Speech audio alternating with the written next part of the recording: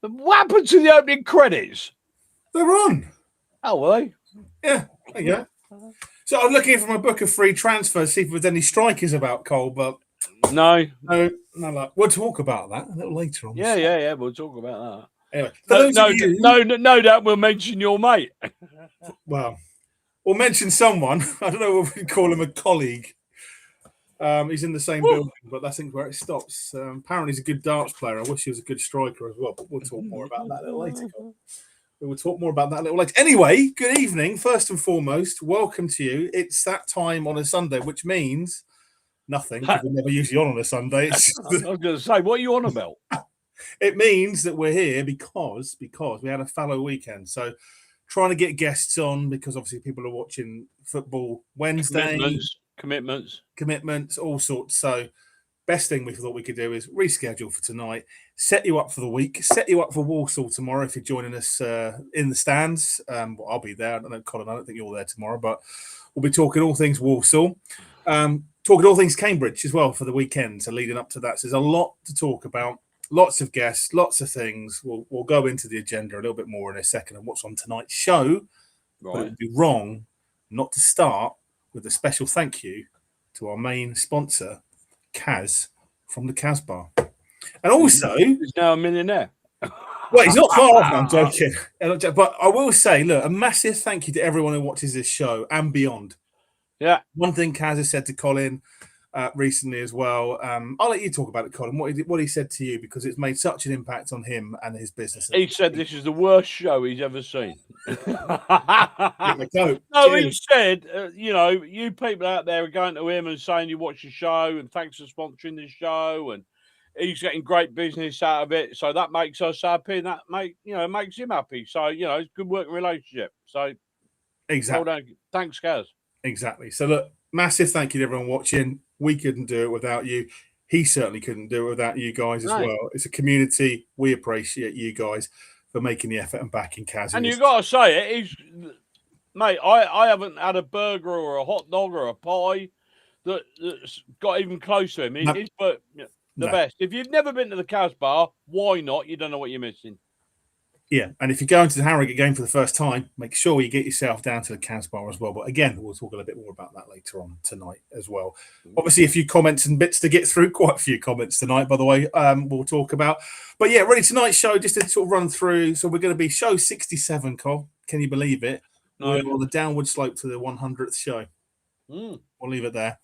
I believe show 75 might have. I think you should do show 100 in your boxer shorts, a bit like Gary Lineker.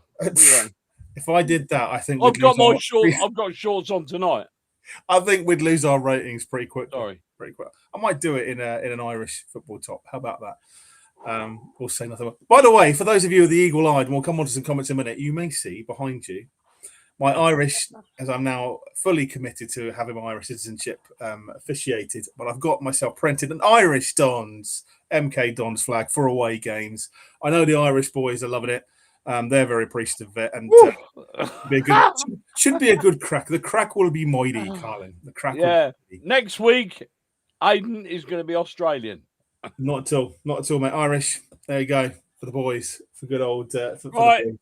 Anyway, Anyway, tonight, lots to get through. So we're going to be doing all things Luke Payne's review for all the bits that we run through with him. So thank you, Luke, for taking the time to jump on. No makeup, no pre-record. No makeup, not live, raw, proper Chris Kamara-esque. Chris Kamara-esque as always. We are going to be talking injuries of the week, and there are plenty around that. We're going to do team talk. So Chris and Ryan have also got their team talk coming up tonight as well. So we're looking forward to that. We're going to talk injuries, as we've talked about for injury week, but we're going to ask a little bit more. We want your input for this. Do we think some of those could have been avoided? Let's put it that way, and we'll talk better managed. Yeah, exactly that.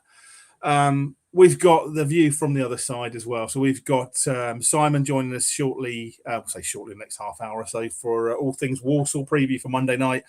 I believe Jack is going to be joining us for all things Cambridge, and he's on his way back from watching Cambridge ladies tonight as well. Yeah, so, And we're also going to be asking, have you changed your opinion on where we're going to finish following, the injuries? Are you a bit concerned? Results went in our favour at the weekend. We couldn't have asked for anything. Yeah. We couldn't have asked for anything better, but it all boils down to tomorrow night, really. That's massive. Tomorrow night's massive.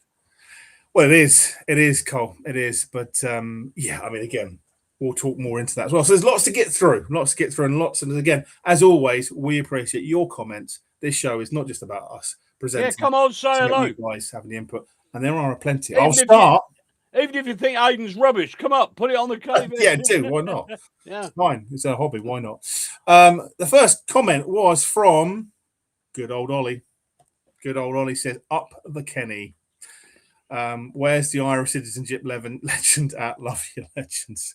I know he's still over in Ireland, so thanks for joining, Ollie, and Mick as well, and everyone for watching. Great to have you on, and we appreciate you guys. Hope you enjoyed the hurling today. Hope the Kilkenny won as well, more importantly.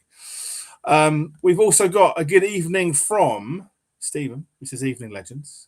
By the way, have you noticed, Colin, that we've tweaked it so you can now see everyone's at handle and photo if they're on. Oh, good. Excellent. Okay. Makes it easier, right? There we go. The choice of technology. Oh, hi, lads, from Glyn. Glyn, good evening. Hope you're well, mate. Hope you're well. We have got Matt. Matt says, good evening, chaps. How are we doing? All I'll say, Matt, is good evening. Yeah. I'm drinking water tonight. I only drink water on the Sabbath. If you believe that, you'll believe anything.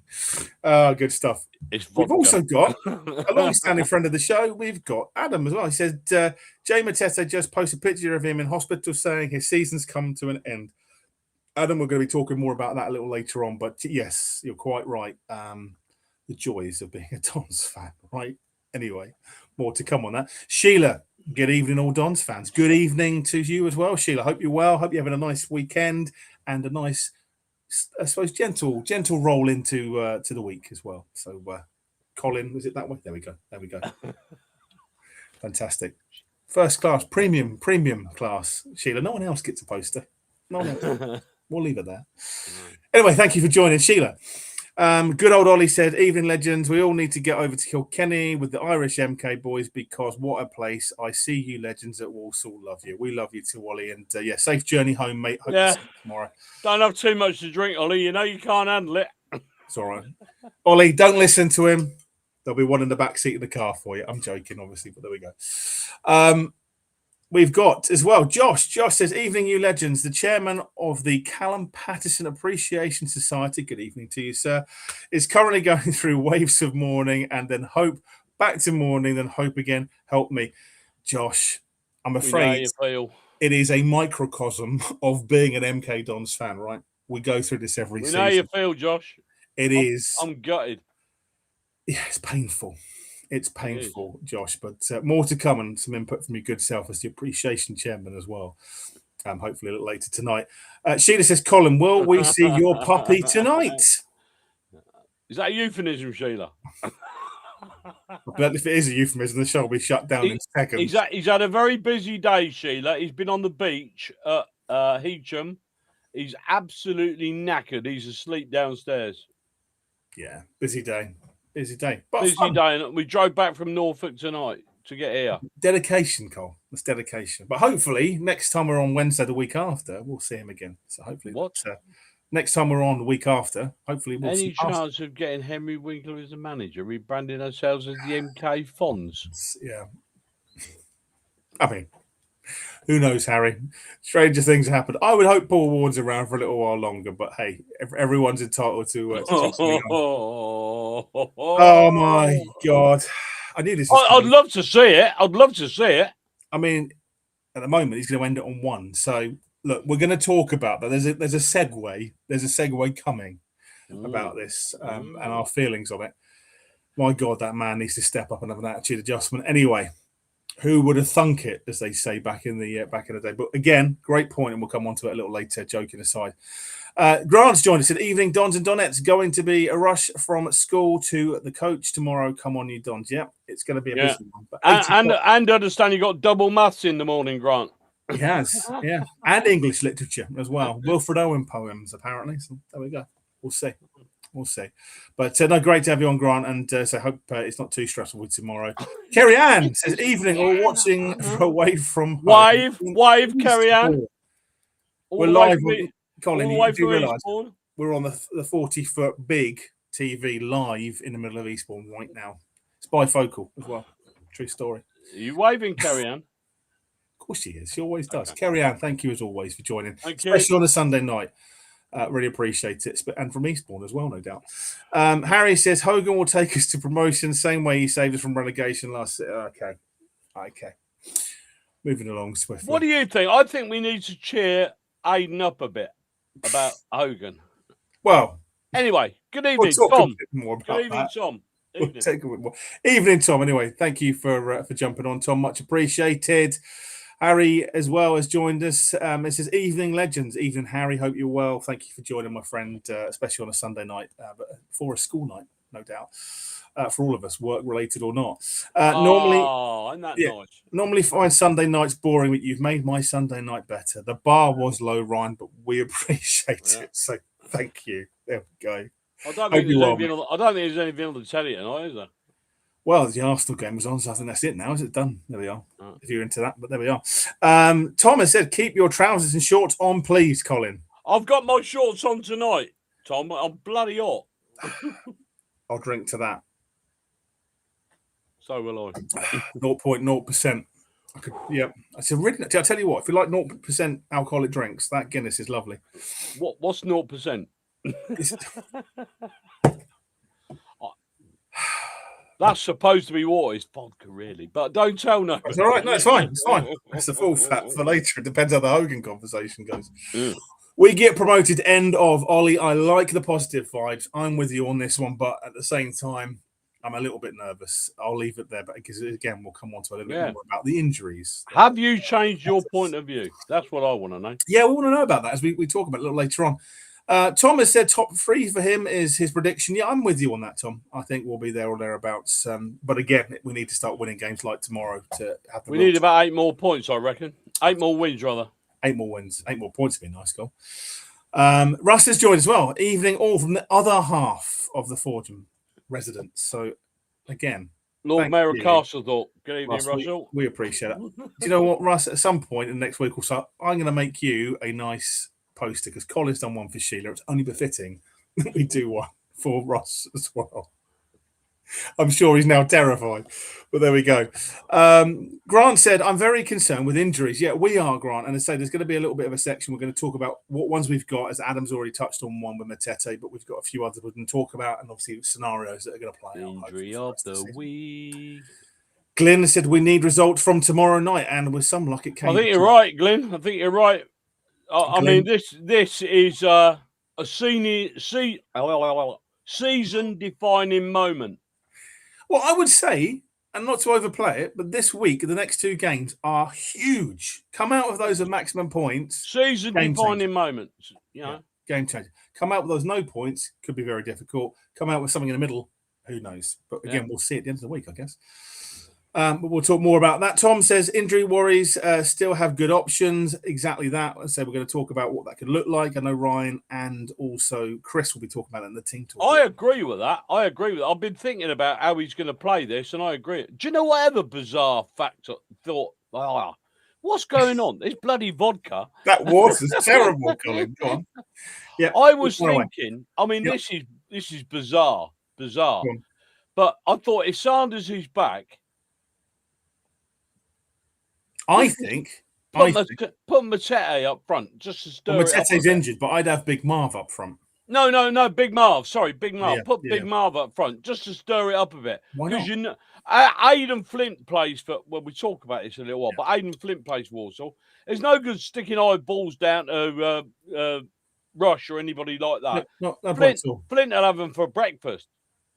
Yeah, exactly. He doesn't like pace, but we'll talk about that later. Go on. We will do. Again, a lot to get through. A lot of valid points coming up. Aidan Flint don't like pace. But I mean, Tom, your point about Crowley, something we've been talking about already. I thought Crowley played well. I thought he made a huge impact. And again, look, injuries, as concerning as they can be, the opportunities that opened up for players on the bench, even those who we will not name by the full name just yet. Anyway, but Crowley, I agree. I think he's got a lot. You've got to get behind him, mate. You can't keep. We'll talk about it in a bit. Hi lads, up and away, tally ho from Air Vice Marshal Bomber Harris. Evening, Arthur. How are you doing? He's got a hat. He's got the hat. I know he's got a hat, and he's got the moustache as well. So you want to see a picture? Go and see Arthur at the Casbah next home game. It's definitely worth it. It was hilarious. Yeah. Good to see you, Arthur. Thanks for joining. Whoa! Jed, good evening, my friend. Hope you're well. Thanks for joining, mate. Hope you're good, and hope you're wearing the cap, Jed. Hope you're wearing the cap. He's got to be. He's got to be wearing the cap. Of course, he's wearing the cap. We know that. If Hogan was to end the season in double figures goals, we go up. He will be appreciated more on the show. Look, I'm not going to. I don't. Hang on, he's that way. I don't get this hate for Hogan. It's interesting. You did until it because of the injury crisis. So don't give me that, Cole. Come on. Give me that. Look, I've told you before, right? Come on, Scott Hogan. I've got no issues per se with the individual, other than the way his attitude was to the fans, his attitude towards fans at the train station, his attitude by walking off of the pitch when the rest of the team are actually clapping and thanking him. And we also know something else about him, don't we? We do. But we know something else about Mr. Hogan. Yeah, and we don't appreciate players who are walking out of training during the week. That's what we know. Yeah, because they think they're better than anything. So I tell you what, the appreciation for Scott Hogan, I remain open to be proved wrong. If the guy scores 10 goals, I'm not going to be unhappy about it. What I am unhappy about is his attitude stinks. He's arrogant. My God, listen. Going on about this. No, and listen. You want me to finish the point here because you want my answer. I'm telling you. If he wants to step up, he needs to eat a little bit of humble pie, integrate with the team, and show some respect to the fans. When he does that, then come back and talk to me about it. That's a good point. Greg's isn't open today. Fantastic. Oh, no humble pie. Exactly. No, I'm sorry. If he banged in 20 goals a season, you could kind of understand him being arrogant. It's the attitude that needs to change. At the end of the day, it starts with him. If he can do that, and if the team, and it's the team, we won't name names because Colin, we don't, but we know people in the team who say the way he is, he alienates himself from the squad. He needs to have an attitude adjustment. This is his opportunity to step in, step up, and be a hero. But it's how he deals with that, how he handles himself, and how he handles his attitude as to how that success plays out for the rest of the season. I'll leave it there. Anyway, moving on. Harry says, Collins, who hasn't been a significant injury before the season at 28 and is now on his third injury of the season. Frustrating to say the least. Yeah, I mean, we're going to talk a bit more about that, Harry. But hat trick injuries. Yeah, it's one of those, right? I mean, again, the ability's there, but but what about Scott Hogan? You haven't said much about him. I haven't yet. Plenty of time. There's plenty of time on the show. Like I said, Cole, in summary, I'm not against the guy stepping up and proving me wrong. I'd love nothing more than to be proved wrong, but it starts with the attitude. It's as simple as that. If you get your attitude right, maybe the goals and the team will embrace you. Anyway. Thanks for that, Jed. He said, come on, Dons, we're talking about Walsall tomorrow. Good evening to Legends and Colin from Ash. I still hear the Crawley game is going on. We'll still have scored. Just scored. It feels like it, doesn't it? Just scored. It feels like it. Scored. It was interesting. I mean, to be fair, their keeper did play well. He did. And we did. But it was frustrating. Of course, she's waving back as if we ever doubted it, Kerry-Ann. As if we ever doubted it. If we get a result versus Walsall and Cambridge, I think autos, if not playoffs. So, I agree with you on that one. We win tomorrow and Saturday. Cambridge will be second. We'll see. I mean, again, there's so many different scenarios. We'll talk a little bit more about that. Luca has joined us as well. He says, big up. He also agrees. He said, Crowley important. Would you think Crowley Hogan work? Well, Luca, we'll have to wait and see. We'll probably find out tomorrow. I hope it does. I hope it does. And I hope, as I said earlier, Crowley for me earned his start. I thought he made a huge impact. Impact. And defending Rush, I didn't think we played to his strengths on Tuesday night. Not at all. There's no good putting in the air to Rush. It needs to be between the defenders, the channels. Yeah, exactly. Anyway, go on. Yeah, so no, Adam's just joined another comment on here. He said, it's very much in our hands. Injuries will not help. But if Collins isn't out for long, looks like it could be towards the end of the season at the moment. Yeah, Richie Barker was saying quite positive things about Collins, wasn't he? He said it might not be as long as we think. Might not be to the end of the season, but again, TBC. We should have him. Mendes back in a few weeks, fingers crossed.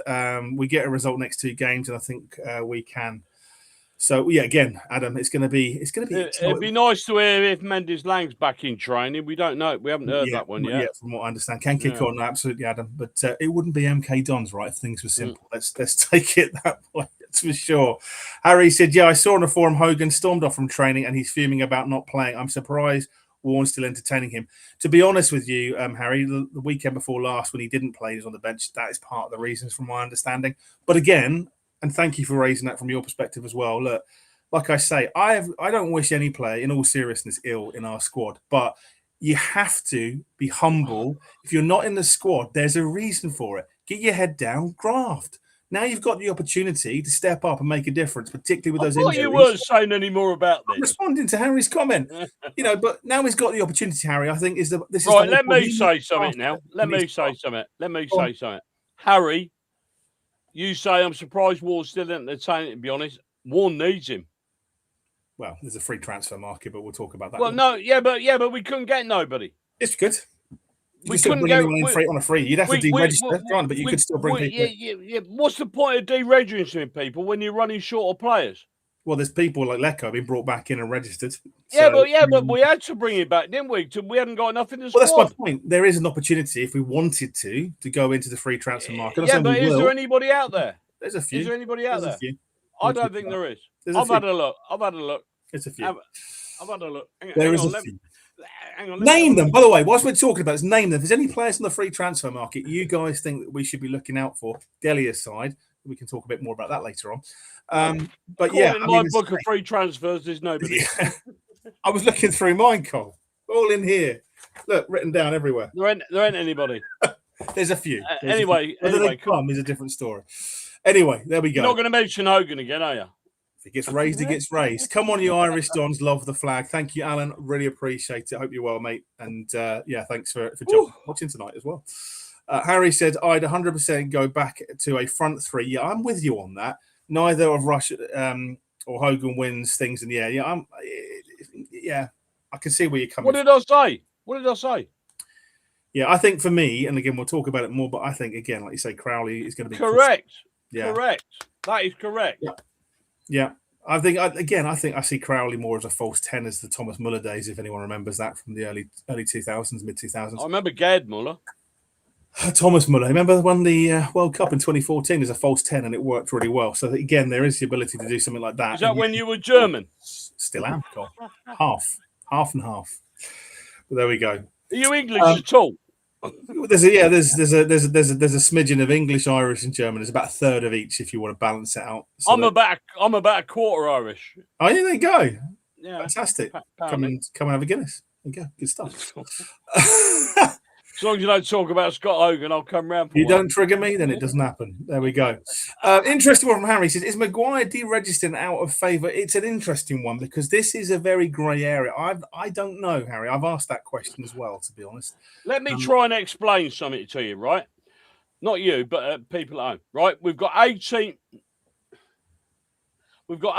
people signed and we've got registered and we've got 5. There is no point in register. Now, you imagine if we register 4 players now to make the squad 22, right? Say one of those 4 players we registered is going to be out for the rest of the season, and we currently don't really know. And then the person that you didn't register is sitting on the sidelines and he's fit. You can't bring him in. So I can understand why Warren is stuck at 18 and he's waiting to see how the injuries pan out before he makes his final decision. I'm with you on that, Cole. I'm with you on that completely. No, I know. I mean, whether you're with me or not, that's how it is. There you go. If you want to know a few free transfers that are out there for centre forwards, we can talk about that as well. But there's a few. There's a few out there, that's for sure. I mean, again, this is outlandish as you might want to think. Don't forget financial fair play. Don't forget that. Exactly, but there's Jonathan Rodriguez, centre forward from but don't forget financial fair play. We cannot exceed. I know that.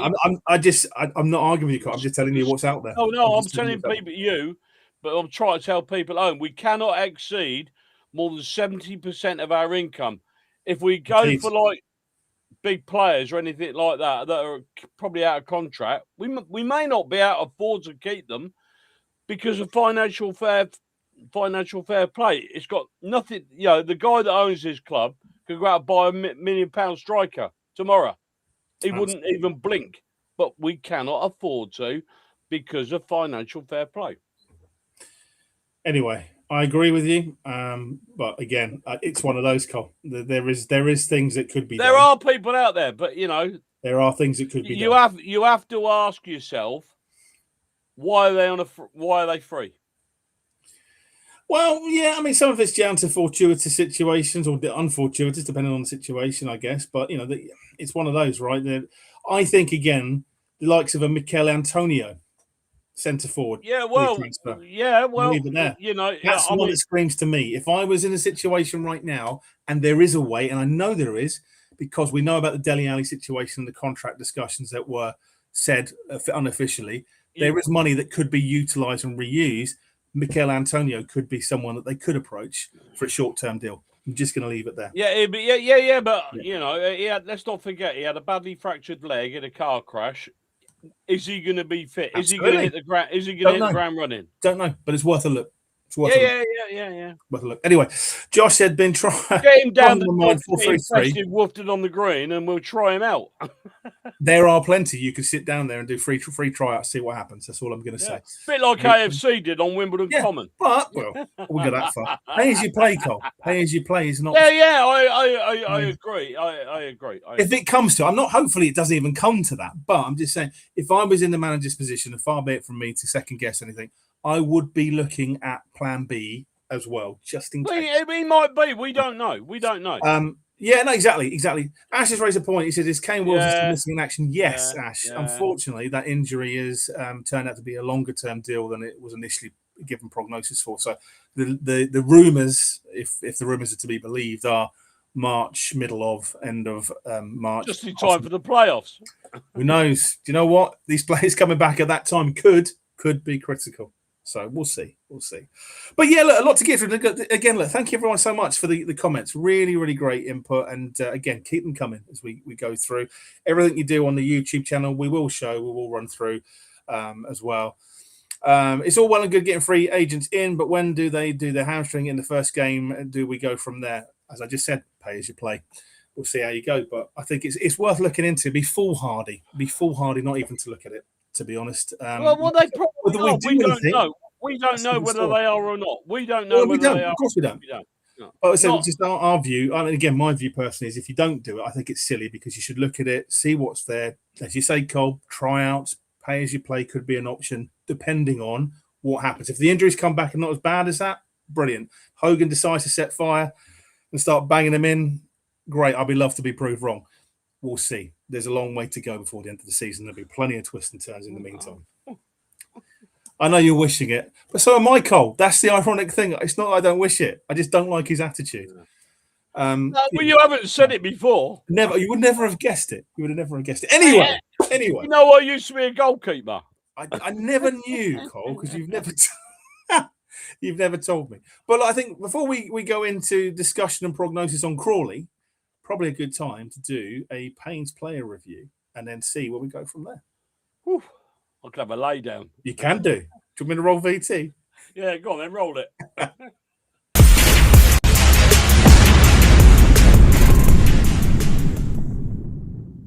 Right, we've got another 2 games to cover. We've got the 1-0 win over Newport and a 0-0 draw with Crawley.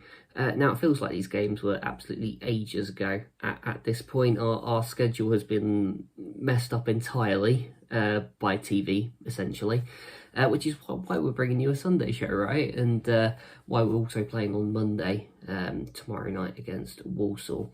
But let's cast our minds back all the way to Newport. And to be honest, it looked like we were going to run away with this one from the off. I mean, we're 1-0 up in a minute. Essentially, Aaron Collins making the most of a mistake from the keeper. But we didn't actually kick on too much beyond that. We had our other opportunities, of course we did. We were quite good at creating a lot of opportunities. It just felt like we weren't taking them. Well, obviously we weren't because we only scored one in the game. But yeah, we just weren't taking our opportunities as much as we should have done. as we have done in previous games, to be fair. But it ended up with a bit of a strange scenario because, there was a lot of sort of speculation over the fitness of Patterson before this game. And then during the game, he wins a penalty and gets injured doing it, which is a different injury to the one he had going into that game in the first place. So a little bit of a strange one. Personally feel like he maybe shouldn't have taken the penalty, given how long he was down for. It was clear he was actually hurt. And I think it would have made more sense to just hand it over to Collins, let him put his foot through it. Whereas Patterson was clearly just praying that the keeper was going to go the wrong way because it was quite a weak penalty, unfortunately. And then, of course, he ended up having to go off a few minutes later, which is sort of the talk around the fan base at the minute, isn't it? We've got this struggle of potentially no Patterson and, well, no Collins either. Potentially for 3 weeks, or we could be looking at the end of the season if he needs surgery. Although the positive comments from Richie Barker sound, well, quite hopeful that we'll have him back sooner rather than later. But we'll have to wait and see on that. We did then obviously have to play this Crawley game with neither of the said strikers. And we ended up changing system for the first time in a while, or the formation at least. Ended up with a 4-man midfield. Which, to be fair, looked like it was creating a reasonable number of chances. There was a lot of opportunities in that game that we really should have taken. I'm looking at Gilby, I'm looking at Wiles. There were some very scoreable moments in that particular game. Do you think it was a frustrating sort of formation to get used to, especially because we're so used to being able to just punt a ball up to Patterson and he'll just do what he does. He's fantastic at that hold-up play, whereas Hepburn Murphy up front on his own, he's not going to do that, realistically. He can try, but he's not going to do it very well, especially not in the next game, which we'll get onto a little bit later, because he'll be up against Aidan Flint. But I digress. It's a very frustrating one, because it feels like we were on top for most of the time, and we really should have put the game away. But it wasn't an awful performance. I think there was only ever going to be one winner if someone was to score. Crawley did have a couple of shots from outside the box that nearly tested us, but beyond that, they weren't anything special going forward. And I'm looking at the shot map as well for that particular game. We had plenty of shots inside the box, and on any other day you'd expect us to put those away. So it is points dropped, but fortunately everyone else dropped points as well. So we actually ended up gaining a little bit from that. And now we're in this weird situation where everyone else has played over the weekend and we're playing Monday. And we've got an opportunity to go third if we can beat Walsall, who will be without their goalkeeper. Miles Roberts got himself sent off, a straight red card, which means they'll have Sam Hornby in goal. Experienced keeper, but hasn't played many minutes at all this season, if anything. Most of his minutes have come in the EFL Trophy. That's going to be a deceptively tricky game. I believe before they played Grimsby, there'd been an 11-day gap between when Walsall had last played a game, so they came into that one fresh, and it looked like their best performance for a long time. If we're being honest, their form's not been great.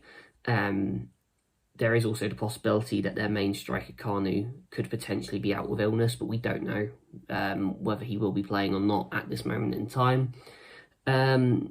But still, it's an opportunity. I would expect their performance to be, tough, and they're not going to roll over for us. But I would expect us to really attack this game. It's just a conversation of which formation do we use, which players do we use. We also lost Jay Matete, who started that last game against Crawley.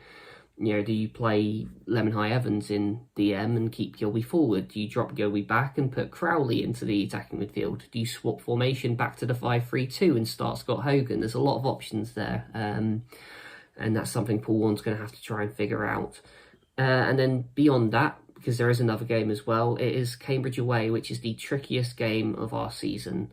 They've lost once at home all season, and I believe that was a 1-0 early September against Oldham.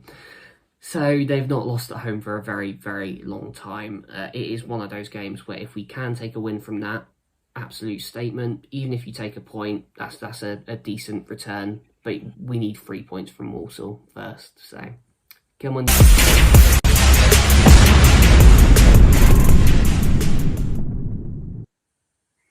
Great points, Luke. Great points. Yeah. Do you know what I take from that? Go on. And look, you know, being at both games, obviously, what I take from that is we created chances. We came up against two pretty. I mean, the keeper gifted us a goal in the Newport game, I know, but after that, he made some pretty decent saves. The Crawley keeper made some decent saves. So I'm happy that we're creating chances. It's just that we're not putting them away. I get a feeling if we can keep creating chances like that, sooner or later, we're going to score a few goals against somebody. Yeah. I mean, look, I think talk about the two games. I literally thought we talk about Newport, but the Newport one for me, when we scored that goal from that error from the keeper, as you say, Cole, I thought the floodgates were going to open. So fair play. Yeah, well, didn't we all?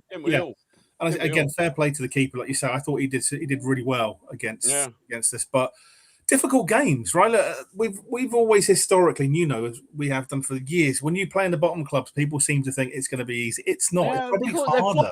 Their lives. Yeah, it's harder than playing with the club. They're fighting for the contract. They're fighting for EFL status. It's not easy. I mean, look at the results of the weekend. I mean, that tells you everything, really. No, it really, really does. And look, I generally thought we were good value against Newport. As much as it was frustrating we didn't score more than one, a win's a win. If we won every game 1-0 to the end of the season, I'd take that. I mean, I forgot about that now. We got 3 points. You know, exactly that. So, look, you know, it was. I thought again, it was a well-rounded performance. I didn't think we were a worry for conceding a goal. I thought we handled that really well. Although they did have one chance, didn't they? They did, but we did all right. We did all right. And again, I thought I can't remember if it's that game or the Crawley game, but I thought McGivery had a hell of a few saves. I think it was the Crawley game at the end from memory. Yeah. That was a good save. Fantastic. And again, you cannot understate that man. He's been phenomenal for us this season, I think, anyway. But yeah, I mean, the Crawley game keepers are going to make a mistake at this level. Don't forget that. Of course they are. But look, I think the Crawley game, look, I mean, again, it's a different set of team, different things. You know, look where we were under Williamson a few years ago and how they bossed us around. You know, also you've got to remember the connections between the two teams, haven't you? That adds to it. Yeah. I thought particularly Jay Williams and Orsey, the manager. And again, look, you're going to G players. I know I get it. Obviously, the AFC connections is Orsey as well. But you know, by winding and booing players, all you're going to do is give them a rise half the time. So, look, I thought again it was going to be a difficult game. It was almost like an ex-manager derby, if there's such a thing. You say the emotion runs high. Although I thought Scott Lindsay's post-match comments about the whole world were against Crawley were a bit weird, but you know, there we are. He probably forgot that he wasn't in charge of MK Dons. Indeed. Who knows? That's more about the reality. The world's against Crawley. It was a really interesting comment. But overall, I thought Warney and, to be fair, Lindsay taking out a few comments. They were pretty decent post-match summaries. I thought, I thought we played really well. He seemed to think, Lindsay, that they had the better of the opportunities. I disagree with that. Really? Yeah, I disagree with that. I mean, look, they had a back. But the other day, Christian Fuchs, Newport manager, thought they were the better team. No, I just don't know what game you've been. And he must be living in bloody dreamland. The pressure's on them as well down the bottom, right? So they're going to exploit everything they can. I suppose he's got to say something like that. Yeah, exactly that. But no, look, I thought it was a tough game. I went into that Crawley game more apprehensive than the Newport game, if I'm honest, because I thought. Anyway, but about Christian Fuchs, a few weeks ago, he said, "I don't think Newport County are in a relegation battle." He obviously hasn't looked at the league table. Well, either that or he thinks they're gone already. It's a weird scenario, Cole, isn't it? It's almost a politician's answer with some of these things. Yeah. But no, look, I thought it was going to be tough against Crawley. Make no bones about it. It doesn't matter where they're in a league. You just knew it was going to be. If any game he doesn't want to lose, that would have been it. That would have been it ultimately. Yeah, same as the first game. I mean, we went down to Crawley, didn't we? They fought like dogs. You know, it was obscene. It was. But look, again, I think that, like, to your point, really, hindsight's a wonderful thing. If that Gilby, opportunity to be a millimetre either way with a one. Well, Hogan. To be fair. Me and Darren said if it had hit a foot to the left or a foot to the right, it'd have been a goal, But as it was, I mean, it was, you know, he did well to get the ball on target, but bloody hell, I mean, you know, it just shows you when you're locked in, you're like, you know, another day that'd have been in the back of the net, would have been dancing around Potentially, SM, you know, Stadium MK. But there you go. potentially. It's one of those, mate. It's one That's of those. football. It is, right? It is. But the key thing is that there are games probably last season we'd have lost easily. So the fact that we were getting points out of games that maybe we should have won, but we're not walking away with nothing. It could be the point that sends us up. You just don't know at this stage of the season. So anything in keeping that traction going is important. Be positive. Absolutely. So we had a few more comments in. Craig, thanks for joining us, by the way, Craig. He said, thought Charlton were looking at Antonio. Yes, they were. So perhaps he's amenable for dropping a couple of divisions to prove his fitness. Jamaica have a World Cup playoff to play end of March to, if he wants to play his part. Yeah, I couldn't agree more. So again, just options, right, Craig? It's worth having a look at these things and seeing what scenarios play out. Mr. MK Chris of Botwoodshire says, hello, this is weird. Evening, lads. Good evening to you, Chris. Hope you're well. Hope Helen's well as well if she's watching as well. But hope my butler is doing well. No pun intended. There we go. Maybe in Botwoodshire Hall they've got a couple of butlers. Who knows, Cole? Who knows? Ash has said, I think the ref for the Newport game was very poor. Yeah, he was, Ash. I mean, that was unbelievable. How he never gave the penalty. And he had to wait for the lino. Bloody hell. What more? Well, even the lino was a bit of an off day, I thought, against Newport. It was a really, really bad grouping, to be honest. But that's the standard of League Two, Ash, unfortunately. And we've seen it. Another reason we need to get out of League Two. 100%. Grant said, it looks like a grey hair is stuck on Luke's camera lens. What? There was a bit of a blur on his camera, so yeah. Oh, was there? Yeah. That could have been all the hope draining out of him into the camera. Who knows? Who knows? Ryan also deserved the boost. Yeah, I don't disagree with you, Ryan. I don't disagree with that at all. Not one bit of it. I'm like you. It raises their game. I'm like you. I don't like us booing ex-players or players with it. I mean, it's like when we start singing "You're Getting Beaten by a Franchise." It's almost like tempting fate. Yeah. Well, I hate it.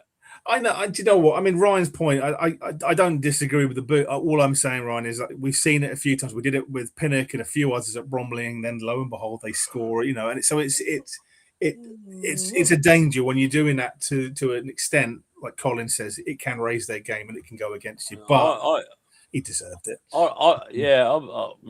It's not that I don't like it. I just think it's tempting fate. Of course it is. Of course yeah. it is. I mean, if he scores and he stands in front of the cowshed like that. Well, I will, Greg. I'm never forgiven him for that. Never forgiven him for that when he scored to that equaliser. I think fair play he scored, but there was a way to do it, and that was not it. Well, after all your years of service with MK Dons. Arthur says, what's going on with the booing at the end of our last game? It really winds me up when we didn't. Yeah, I know. I agree.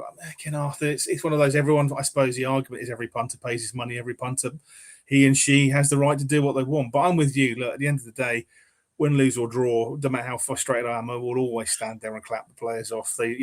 That's really whatever he won. I do. I stand there and clap the players off if certain players decide to walk off. Colin, I can't control that.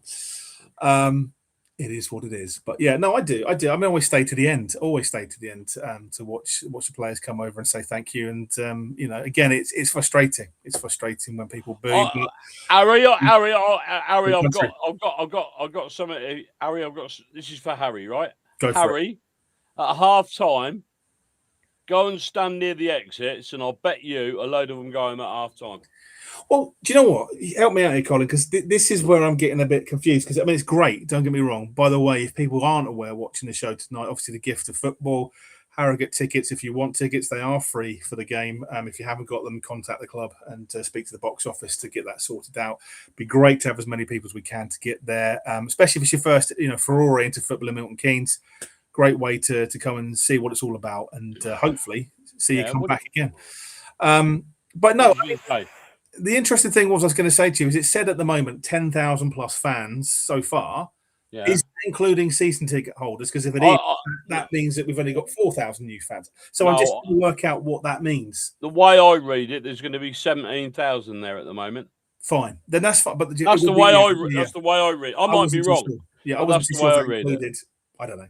If it's 17,000, look, hey, all the better, right? Well, I've been told that there's only handfuls of single seats here and there now in the bottom tier. Yeah. I mean, I can see him putting Harrogate in the top tier. I can. Well, that's what they said. I think that's the plan anyway. To be honest, because they want to try and fill out the whole thing. Harry, yes, I have many moons ago, and probably about a year or two ago now on the occasion. But yeah, good team. They're actually quite enjoyable, to be fair. Josh has said, didn't think we played badly considering the absence against Crawley. The goalie was decent. I was a goalkeeper too, so there you go, Cole. There's two. See, we can appreciate goalkeepers. I mean, I very often say if they've made a decent save, I say that was great save keeper. Even if it's the opposition, Oh yeah, of course. I appreciate it. I tell you who I did like. He's obviously moved on since, but when they had the playoff run and got promoted, do you remember that previous goalie that Crawley had, the tall lad, young lad? He was built like a. Yeah, I loved him. I thought he was built like a brick outhouse. Yeah, but he was unbelievable. Brilliant. Unbelievable. Yeah. I don't know. I think he went to Stockport. I don't know where he went from there. Yeah, he had a few flaws in his game, but yeah, I he was massive, wasn't he? Massive. Yeah, really good lad. But I know he went to Stockport. From there, I've not really kept tabs on it, to be honest. If anyone knows what happened to him, that'd be great to know. But really impressed me back in the playoff games. Sheila has said as well, and again, thanks Josh for the comment. We never leave a Dons game early. I couldn't agree more, Sheila. Well done, Sheila. It's a great thing, and like you, you pay your money. You want to say thank you to them, even if it is frustrating sometimes. Ryan has come on as well, and to say we have got a guest in the green room from Walsall, so we'll be coming on to all things Monday shortly as well. Booing this team is not fair, in my opinion. I know everyone was expecting us to walk the league and win it. But last year we nearly got relegated from where I was to where we are. I think people forget about last season. I think people forget. Well, look, we were never going to walk this league. You can't believe the pundits and all the rest of it. There's 23 other teams in that division that are trying to stop you win and make sure they win. Honestly. About an hour, Albie. Nice to see you. Thanks for joining, mate. Yeah, I mean, look, we always say it, right? And again, I say our Walsall colleague will bring on shortly. Simon probably attest to this as well. But any team on any given day in this league can beat anyone. Anyone that thinks, yeah. Harrogate beat Cambridge the other day. Exactly. And those results at the weekend. Bloody hell. I'll tell you, I'm going to say this now because I probably won't get an opportunity to say it later. I don't know who Shrewsbury have got left to play. I'm bloody glad we've played them both twice. Yeah, exactly. Because I'll tell you what, Shrewsbury are going to give people a lot of headache. And you remember at the start of the season, I said to you, I've watched Shrewsbury about 3 or 4 times. Yeah. Earlier this season, and I said to you, they're awful.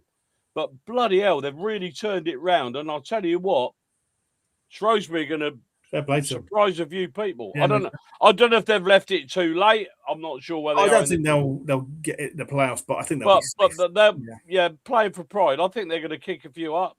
I hope they do us a favour. Like I said, I'm bloody glad we've played them twice and beat them. Yeah, few, right? Exactly. Yeah, bloody right. Matt said about the booing for Walsall was deserved, yeah, but like he's done it in the past and they've scored. Yeah, I think we've all done that, Matt. And it always comes back to bite. That's where I get nervous, mate. It happens. Well, they are. Don't go the way. Don't go the exactly opposite. Right. Yeah, and as Ashley said, Walsall being without the number 1 keeper after the Grimsby game, also the state of the Grimsby pitch. It was like a rugby pitch. It's dreadful, isn't it? Dreadful. Anyway, look, we'll come back onto some comments. I'm conscious that we've left Simon in the waiting room. I've probably eaten all the peanuts and drinking all the beer to himself. I hope he touched my vodka. And what your vodka? Is it still there? Is it still there? More vodka. Vodka, indeed. But we'll bring Simon in because let's talk all things build up to Monday. It's going to be an important game for both teams. So we're really grateful for Simon taking the time to join us tonight. Simon, good evening. Thank you so much for joining. How are you doing? Good evening. How are you doing? Is that the score behind you for Monday night? 0-1. There we go. 0-1. 1-0. That's it, yeah. No, you've got you the other way round to make it look 0-1. No, it's all good. I'll flip it round. Don't worry. Yeah, that's your hang on. Oh, how about that? Is that better? Is that better? Fantastic. But no, look, Simon, thank you first and foremost for coming on a Sunday night. Really appreciate you doing that and taking the time to come and speak to us. So, look, I think before we go into Monday's game and talk about that, kind of give us a précis of, like, you know, how have you seen Walsall season so far from sort of the beginning of the season, sort of post January? How do you think you're doing? You know, is it where you expected to be? Do you feel like you should be higher? You know, give us a rundown of. Can I ask a question as well? So this is for you again as well. How have the fans reacted to Matt Sadler? Because that was quite a punch in the face you had last season. Must have been very frustrating. And I'm almost scared to say this. You're not playing brilliantly at the moment. So the results haven't really been going in your favour lately. Are the fans getting on Sadler's back?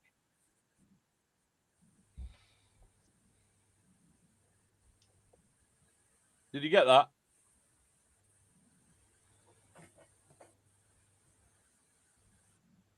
I did lost you. Can you hear us again, Simon? I can hear you just about. Colin's sort of patchy. Right, I was talking about Matt Sadler, how the fans have reacted to him. Well, it's one of that. Can you hear me perfectly okay now? Yeah. Fine, Simon. Yeah.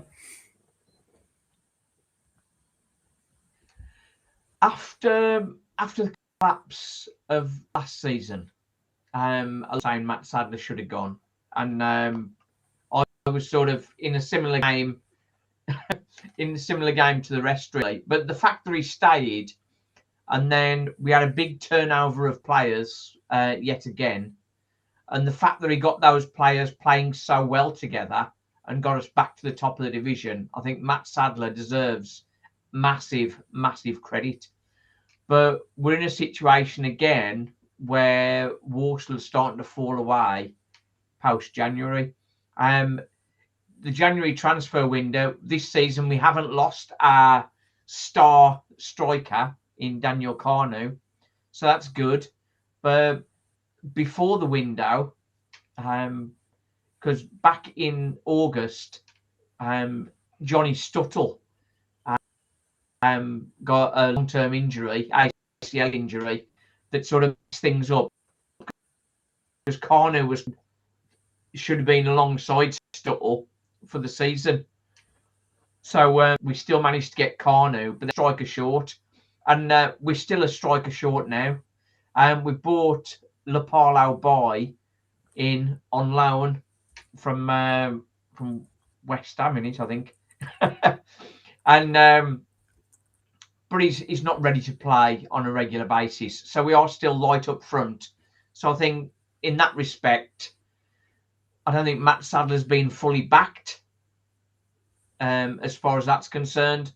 But the problem is sustaining the momentum to get us promoted seems to be a problem again this year. So we are going through a bit of a rough spell, and just see whether we can pull ourselves out of it and remain. That's the challenge. Right. I hope you can hear me okay, Simon. But Carnu, yeah, he missed the Grimsby game through illness. Have you heard anything about that? I understand he's going to be okay. I think it's probably just a heavy cold or something. So they sort of sent him back and said, get yourself ready for next week, rather than playing him. And that was why we played a box midfield and just played one up front, because of our shortage of strikers. Jamil Matt is still injured. So if we'd have still been playing two up front, we'd have had to put Lapalo Boy in. And he shows some promise, but I mean, he's a very young lad and he's not ready to play 90 minutes every week. But the problem is, up front for Walsall, the only player we've got who's capable of playing 90 minutes is Daniel Carnu. None of the rest can. Right. That's a challenge.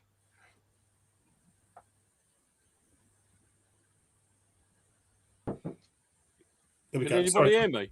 Yeah, we can hear you. Oh, sorry, right. just to let. Sorry, it wasn't there. So Jack's joined us from the Cambridge side as well. Yeah.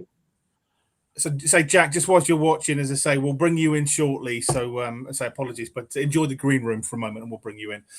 But no, I think, look, in terms of like all things Walsall, Simon, currently and like, with the results, how things have been going, do you kind of feel like this is, good at this point of the season where you are in terms of, the autos, the playoffs? Do you feel that there's more that should be done? Obviously, Collins alluded to Matt Sadler, but how do you feel personally the season's gone so far for Walsall? The fact that we're up competing again after what happened last season is a big diff. But obviously, being top of the league and falling away again is obviously not great. Now that as far as budget concerned, Walsall is probably a bottom 8 team. So the fact that we're competing against teams like yourselves with a much stronger budget does show that Walsall are outperforming their lot, if you like. I think attendance-wise, Walsall are sort of around about 7th, 8th for attendances, but we all know that it's financial backing that makes the big difference in the division. Obviously, we've got the likes of Cambridge right up there with sort of like a playing budget of sort of like 8.5, 9 million, and their Walsall playing budget of about 2.5. And you guys round about 6 million reportedly. So to be competing with teams with a much higher budget is great, but sustaining it through the season is the big challenge, and that's Matt Sadler's challenge. If he can't do that, then ultimately he'll probably lose his job, even though he's been outperforming against what he's got effectively. I think talking of players as well, I mean, obviously from a band perspective, I think Miles Roberts, your keeper, obviously, and I think Sam Hornby's going to be stepping in between the sticks. So, from a Walsall perspective, do we know much about Sam? Is he someone you feel confident sort of taking over whilst sort of that band's in play, Simon? He had a good spell in the team last season. He's largely been used for the trophy games, and he's somewhat of a penalty saving specialist. But he's not got quite the level of confidence that Miles Roberts had. So it's one of those. Against Grimsby, the one goal we conceded, I think he was at fault. Yeah, it was a high ball back into the box and he was out of position. So should have got his fist to it. But after that, he made a couple of really good saves. So he's a solid keeper. He's a good, solid, experienced keeper. And I think at the stage of the season we're at, it's not a bad thing to have some experience between the sticks. Yeah, because I think he's played for the likes of Burton, Port Vale, Bradford, so he's got that League One, League Two experience, in terms of that. I think in terms of game changers, obviously one of the names that we always talk about when we talk about Walsall is Aidan Flint. Now, I believe he may be coming to the end of his career, I think at 36.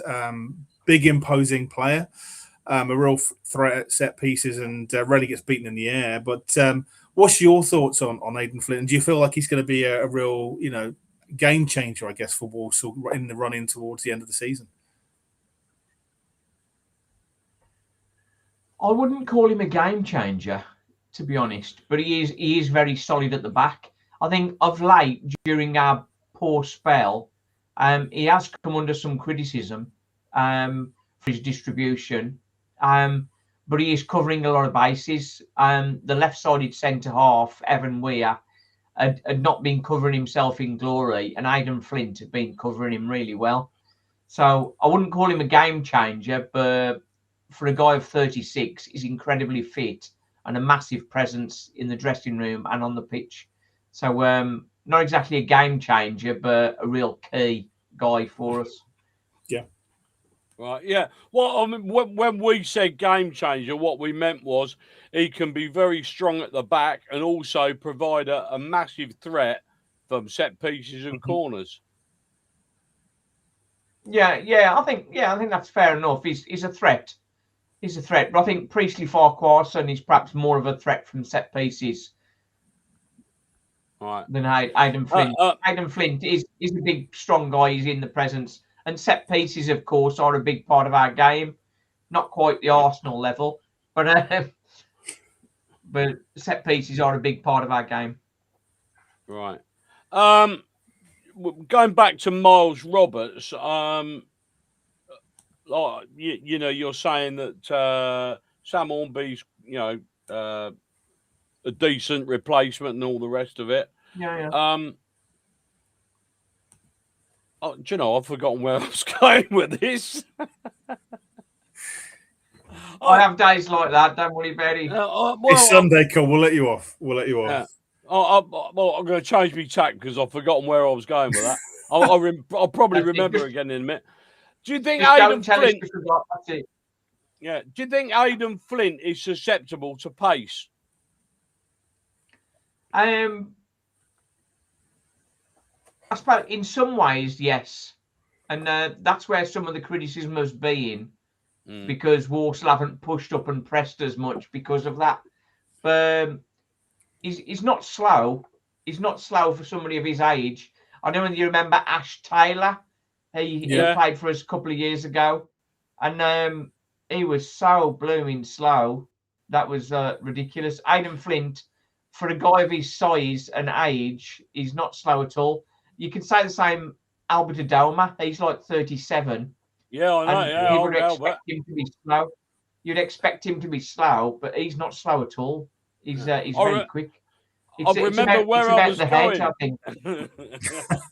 remember where I was going. I was going to say, when we played you at our place, you won 1-0. And from what I look back at the game, I watched the highlights, and Miles Roberts made several good saves that day. You won 1-0. Yeah. So I don't know.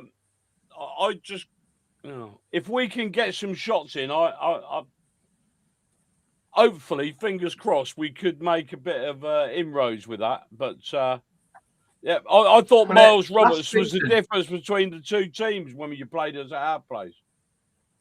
Yeah, I think he has done well as a keeper.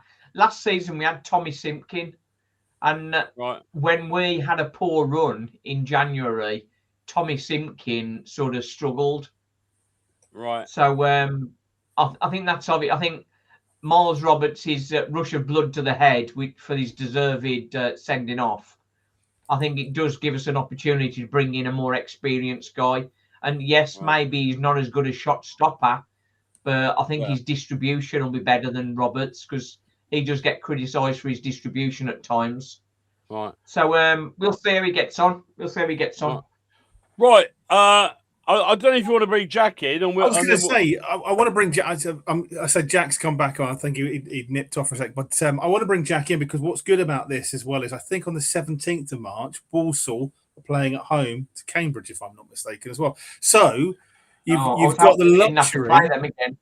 Yeah, I say viewers have got the luxury of seeing the top three teams within that run-in mix all on the same campus. I'll bring Jack in and we can talk a little bit about all things Cambridge. Where is he gone? Hello. Oh, there he is. Hello, let's go, lads. How are you? We're good. Thanks for joining, Jack. So hopefully the women's game was good for you as well. I believe you were there tonight. So, yeah, we're moving on for that one. Next question. Yeah. Anyway, sorry for the delay. My train got held back by Spurs fans coming back to Cambridge. Well, so they're not real fans. The Cambridge fans are the real fans. Come exactly that. We know that. Anyway, look, I was just saying to Simon as well, like, you know, in terms of the run-ins, in terms of where we all are, so like we're all in that mix, which is quite interesting to be honest. But where do you, I guess from your perspective, Jack, where have you seen Cambridge's season so far? So from like the start of the season to where we are now. I'm gonna be honest with you, I'm very, very surprised where we are. If we're looking back in October, we were 15th when we lost to Notts County. And thinking to myself, this is not working here at all. You know, the squad, the manager, blah, blah, blah, blah. And then after that, we've just been absolutely on fire, like a Man City in League Two. We've just been winning every game, you know, defending well. I think like from end of October to December, we've only conceded, 3-4 goals? Yep. And I'm thinking, this is unusual for Cambridge United because we always concede goals and that. So it's been an interesting 18 games. Yes, I know we lost to Harrogate, but other than that, we've just been on fire, honestly. Yeah. I mean, you talk about the wins. I think there's Shrewsbury, Tranmere, Walsall, obviously, you got the return leg within a few weeks. Accrington, Chesterfield, Crewe, Bromley, Crawley. I mean, again, Bromley's notable in there, given where they are in the table. So yeah, I mean, it's been some impressive wins. Now, talking from that perspective as well, Jack, do you feel like obviously Neil Harris, everyone should know him as your manager? Do you think he's had a really big impact? I personally think he has. I know last year he came in a bit too late into the season. I said to my mates, if we kept Harris earlier, we could have just stayed up in League One. But no, I think it's probably the best decision the club's made over the last year or two. I know he walked out with us. We have had issues with him. But no, he came back in and just completely changed the squad. As I said, it had a slow start, but it just clicked in. So I'm happy. And how did that? I mean, again, Joe, obviously, I think Millwall, obviously, everyone can kind of understand that. But I mean, how did the fan base react to that leaving and then coming back? Was that something? I think everyone in the EFL was quite shocked that Harris just came back in after he just walked out to Millwall, and then Bonner coming back as sporting director. Yeah. I don't think there's any other clubs in the country that's really pointed their two ex-managers in one go. I think the club at the time was quite in the mud, where they are in the league and thinking, oh, okay, something's need to change here, etc. Harris has brought in his ex-Mill backroom staffing as well, the assistant manager, which is really handy. So I think the other people we've kept was like Barry Core. That's about it, really. So yeah, no, it's been a massive change to the club over the last year. So I'm happy with it. Good stuff. So go on, Cole. You were going to say something? Yeah, I was going to say. I'm going to wish you well, guys. I need to get going. I'm going to wish you well, guys. Simon, good luck for your trip down Monday. Cheers, one mate. question. One question. Simon, you ready? Yeah, go on. Where are you going to end up this season? I'll be happy with 7th at the minute. Really? 7th. Players. Oh, yeah, well, yeah, okay, all right. That point. All right. All right. And do you want to give us a prediction for Monday night? For Monday night, I think if Walsall can get back into gear and beat you guys, then we got Shrewsbury after that. If we can stop Shrewsbury as well, then we're back on. If we don't, then we're in trouble. Right, okay. Well, thanks for joining us, Simon. Thanks for joining, Simon. Best of luck to the rest of the season. Thanks, Simon. Right. Check out my channel, The Joy and the Pain, Walsall Fan TV. Thanks. Cheers, guys. Awesome, mate. Thanks again, Simon. Cheers. There we go. There we go. Hello. All things Cambridge now. Come on. Cambridge. Love it. Where's he gone? Church. Bless him. Okay. Was it just me, or was he on about a 10-second time delay? I think there was a bit of an issue with the time, unfortunately. But again, we appreciate Simon jumping on and talk all things Monday night. So now moving from Monday to Saturday. So do you know what? From my perspective, I think this is going to be quite an exciting game for both teams. Yeah, it's going to be a real challenge because if it comes out on top, this could be a deal breaker in terms of. This is what I've said to mates on the way back from Newport. If we could get some out MK, then I think we're going to do it with Altos. I can't see us losing that game. To be honest with you, because we've got a really good home form. But again, our history against MK, we've only had one win in the last eight matches with MK. That was in 2022. Right. Yeah. And we've only scored, I think, 4 goals against MK as well. Yeah. Three. Sorry, 3. So I don't know. I'm expecting us to get something, but it's Cambridge. We've struggled against Colchester the other night. Right. Yeah. So it's kind of happened, but I don't know because you have. I think you've got like 3 players at injured, haven't you? We've got Patterson. Mendes Lang out, Collins out, and Patterson out. Okay, that's helpful. That's our strike force gone. Yeah. Damn. Well, so you're playing tomorrow night, so I'll be watching the game tomorrow night. So how you play and that. So right. I mean, you talk about it's a Cambridge thing. We said the same about MK. It's an MK thing, right? And history means nothing on the day ultimately. But I think one player that stands out for me, and I enjoyed him when he was with us, and obviously a lot of Don's fans remember Solly Kai. Yes. And again, it's really had a standout season. I think 7 goals, 2 assists for you so far. So he scored yesterday as well. It was quite funny. That was quite funny, to be fair. Absolutely. So, I mean, how did that come about, first and foremost? Was he a surprise package to come through the door? And how do you think his season's gone so far, Jack? What, Kai? Yeah. Yeah. If anyone unexpected, because he hasn't played League 2 football for like good 10 years. Wow. So, funny enough, last to play League 2 football was with us in 2014-15. So, as a young lad playing League 2 in his 20s, now he's in his 30s, it shows you he's been on a side quest from playing League One football, Championship football, to now back to League Two, show what he's got, and he just clicked in the season. You know, I think he had his best performance probably when he scored a goal against MK, and then after that, he just went flying, you know, scoring goals, etc. So, yeah, no, some of his goals, like his free kick, it's Fleetwood, is probably the best free kick I've seen from a Cambridge player. Very good. Right. And, you know, that curler against MK was fantastic, you know, out of nowhere. It was a good goal. Good goal. Was a very good goal, yeah. It was good. So my angle got of it, from the way it looked awful, but from the highlights, like flipping hell. Oh. Yeah. You know, it's just the way it just killed in. It's like a Prem goal, pretty much, in League Two. It was. No, it was really, really good, Jack. It was really, really good. Yeah.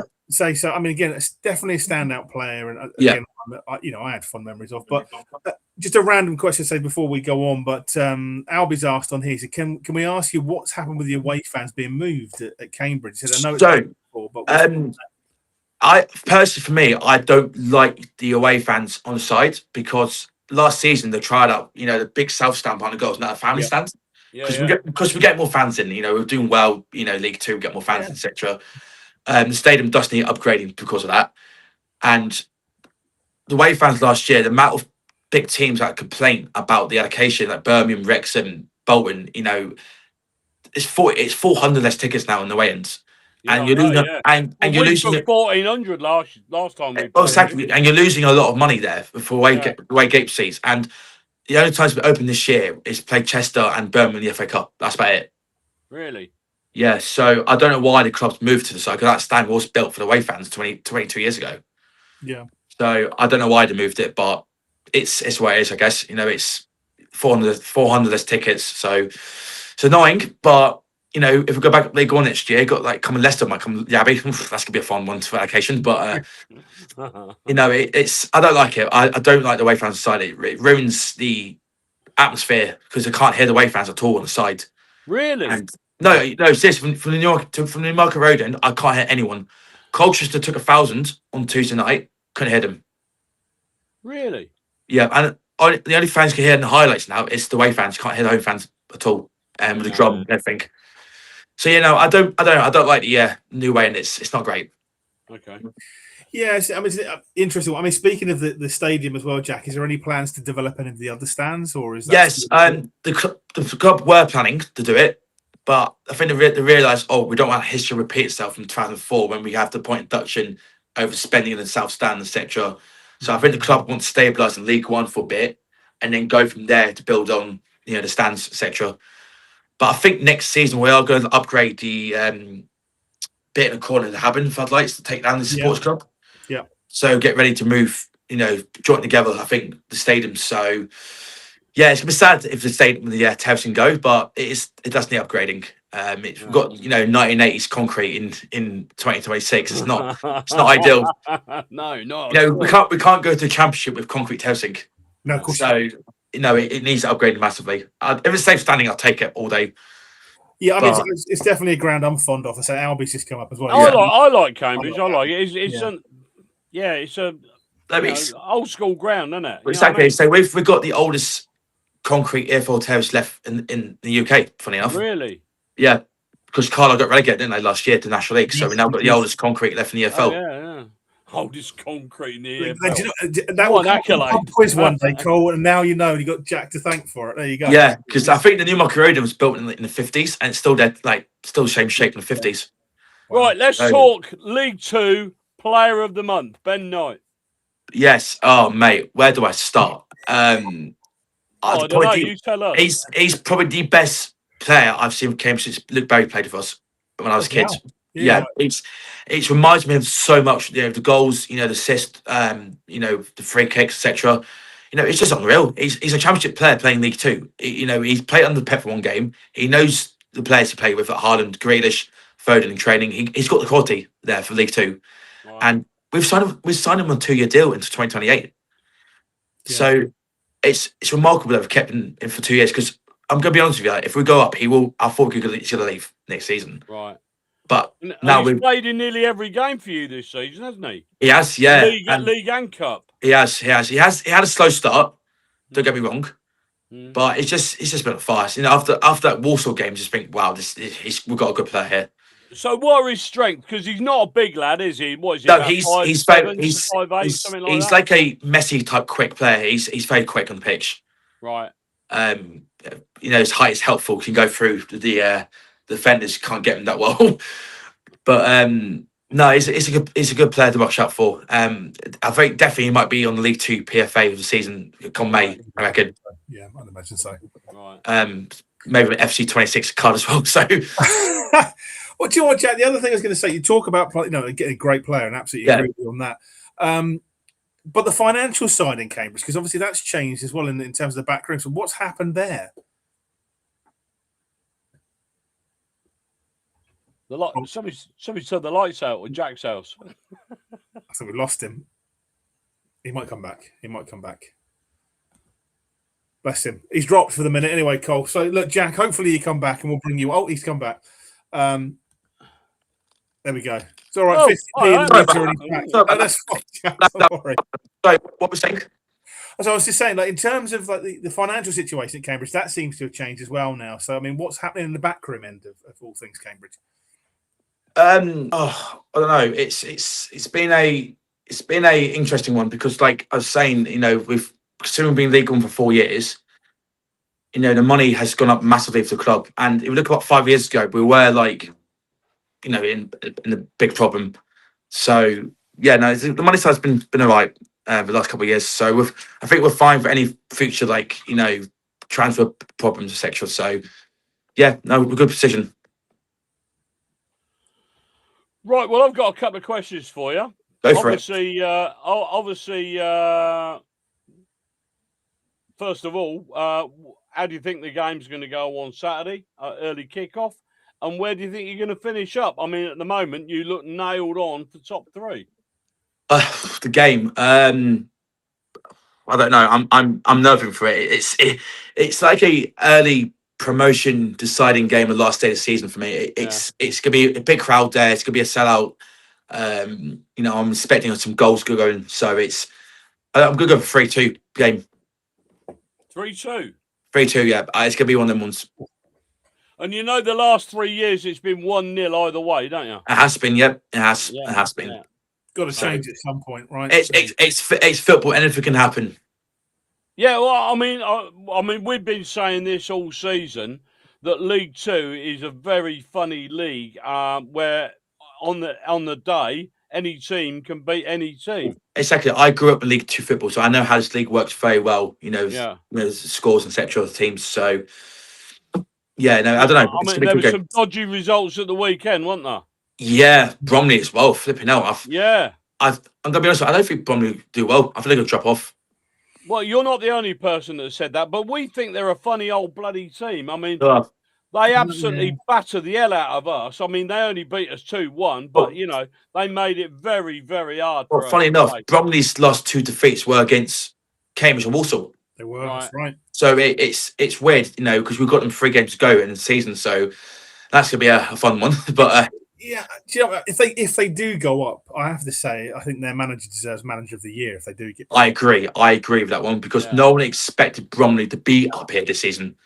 No. Not. Well, they were favourites for the drop, if you remember. They were. Yeah, I remember, Jack, when we played them, the almost meltdown on here, and people were going, "How the bloody hell are we losing to Bromley? If we lose to Bromley, we're going nowhere." And now people are going, "Oh yeah, okay." You know what I mean? It's like, but it's funny that Bromley in a bad side. It's funny about Bromley. When we played them in October, they played absolutely horrendous against us. Really? Yeah. And I was thinking, wow, okay. And then that fast forward now, 4 months later, thinking, how the hell are these top of League 2? Sorry, it's like what? But no, they drew both games, haven't they? So it can happen. Their last 2 or 3, haven't they? How good? Yeah. It's an interesting one. I still think there's plenty of twists and turns. Bromley, Oh yeah, top 3, top 7. Well, so there's 13 games to go. There's plenty of time to switch on the league. I've been saying for weeks, Jack, I reckon this could go down to the last weekend. I agree. Yeah, I agree with you. I really do. I think we could get to the last weekend, and there's a few people who'll be going, "Oh, if they win and we lose, or if they lose and we win." So we got Crewe away last game, and our record Crewe's not been great. So I don't know. It's, got 2.5 hour train up to Crewe the last day, thinking, oh, this is going to be a playoff sort of toast, isn't it? So yeah, I mean they're going to be fighting for a playoff place as well, Jack. I mean, if and again, I appreciate it's still a long way to go, but if you're looking at it currently, what's your prediction for the top 3 at the end of this season from your perspective? I'm going to go. Oh, it's probably point here. I'm going to go for Notts County to win it. Yeah. I think Swindon will get second, and it's going to be between Arthur Cambridge or MK for third. Okay. Yeah, I think Bromley get Swindon. I think Swindon might squeeze in there. I think Swindon might squeeze in. Yeah, I mean they had a dodgy result. Did they at the weekend? Yeah, they lost to Crewe. But they've had three. I think three. So we've still got to play Notts County, Salford, and Swindon. Have you? And Salford had a bad result as well, didn't they? They did. Yes, they did. Salford's been a funny one, haven't they, for the last 5 years? Oh, I'll tell you what, mate. I like to do a weekend hacker on the football, and I'll tell you what, it's bloody hard work. I think that's me my top 3, not Swindon and either Cambridge or MK get third. So yeah, it's gonna be a tight one. Well, what was I going to say? Oh, hang on. Oh, James Brophy. Brophy, yes. Yeah, he's nearing his 250th game for Cambridge. I did not know about that, but well, fair enough.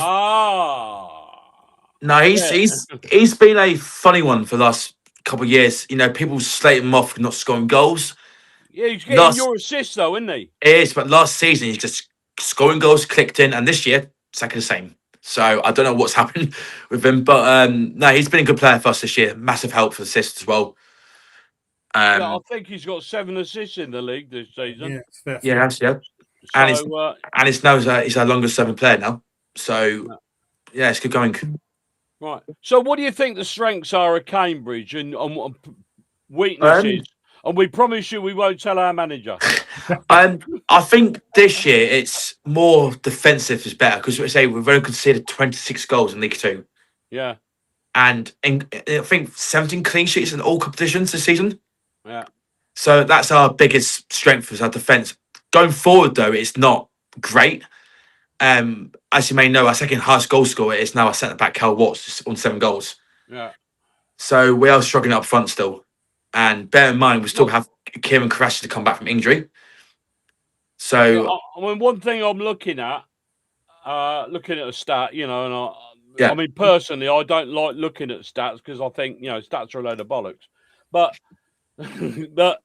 you've scored 27 goals at home.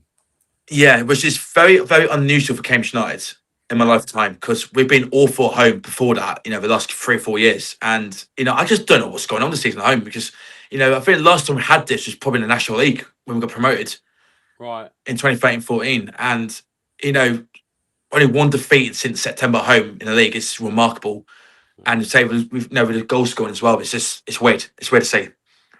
Right, I'm sure everybody at home will wonder who, if anybody, from the MK Don side, you sort of fear or would. I mean, 3 of them aren't playing, so there you are. We've cut it down for you a little bit.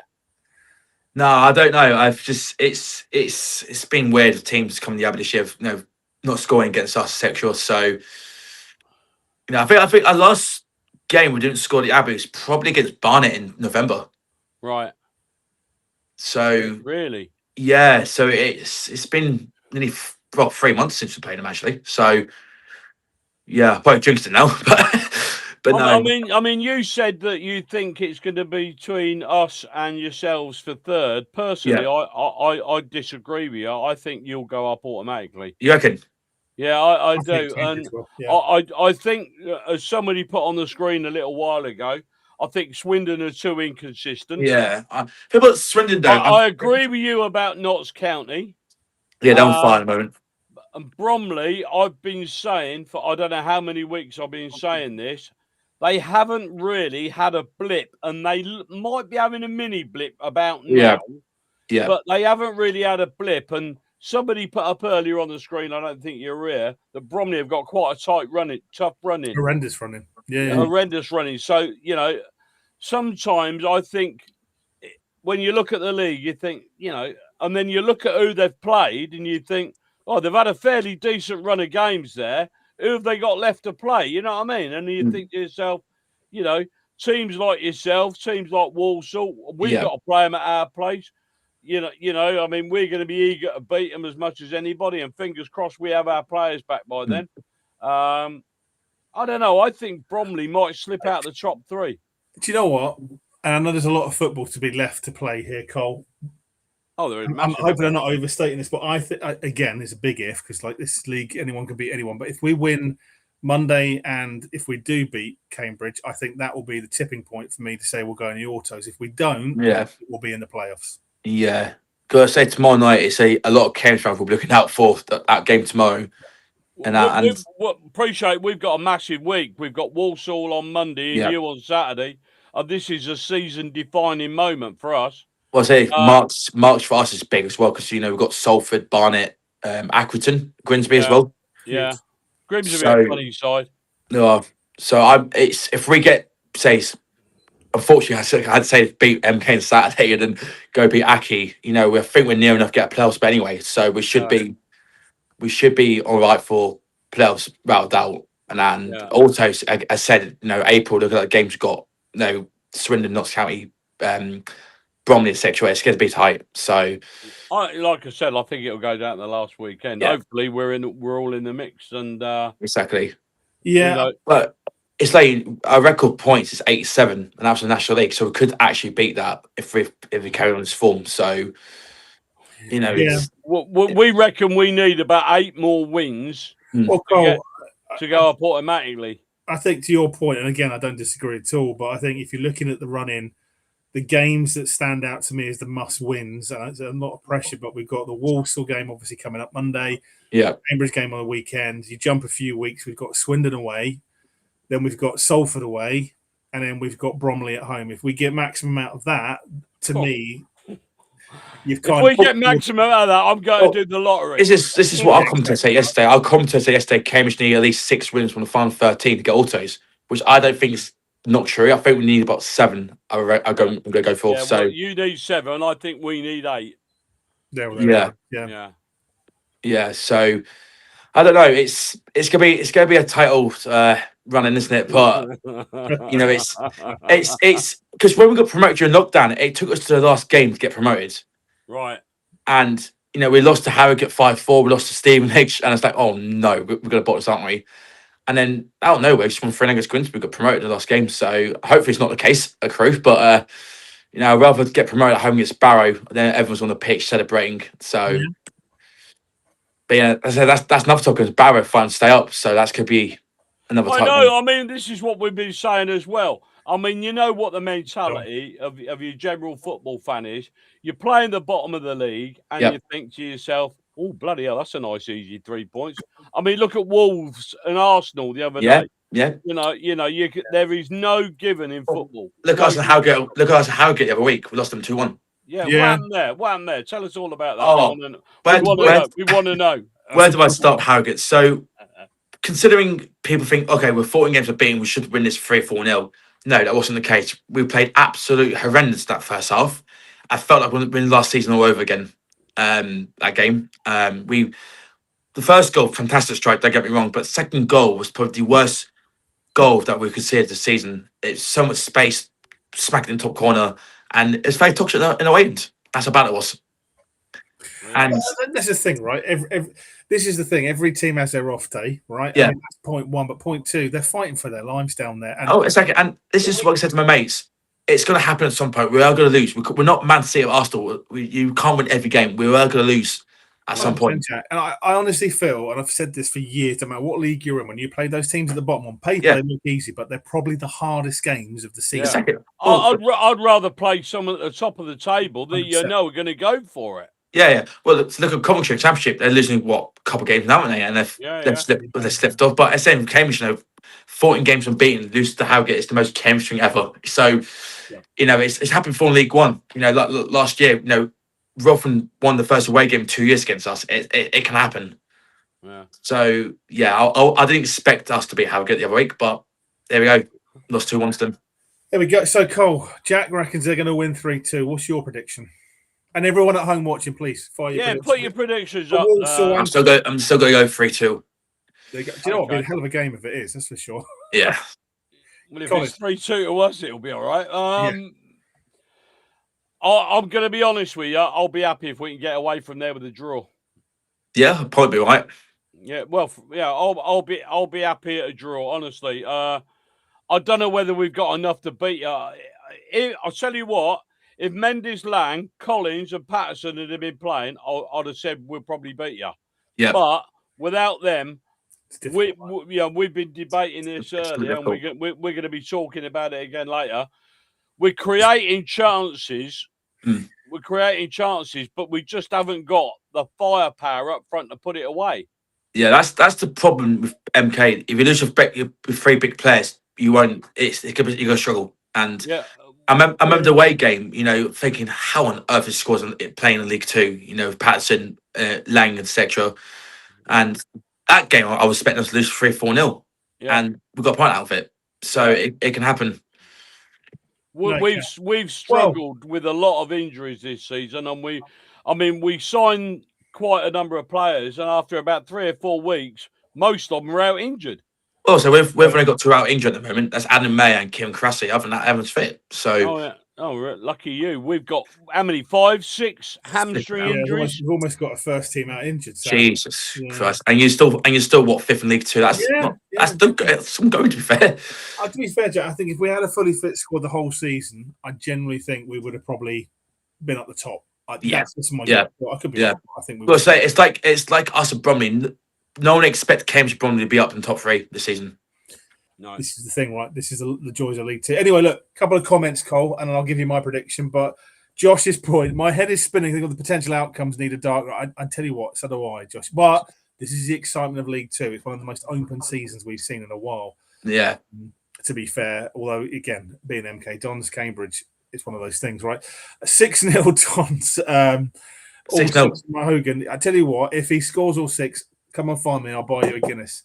I don't remember the last time we lost 6-0 at home. It must be about over 10 years. I won't worry, Josh. I don't remember the last time Scott Hogan scored more than 1 in a season. But anyway, there we are. Tom has said I'd take a draw. So Tom thinks a draw. Yeah.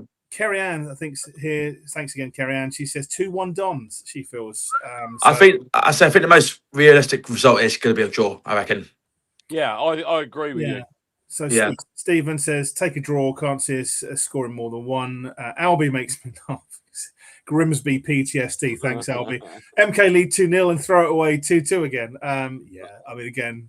Yeah. Do you know what? I think I'd have been less. By the way, Jack, we've done that a lot. We've been beating teams and just thrown it away.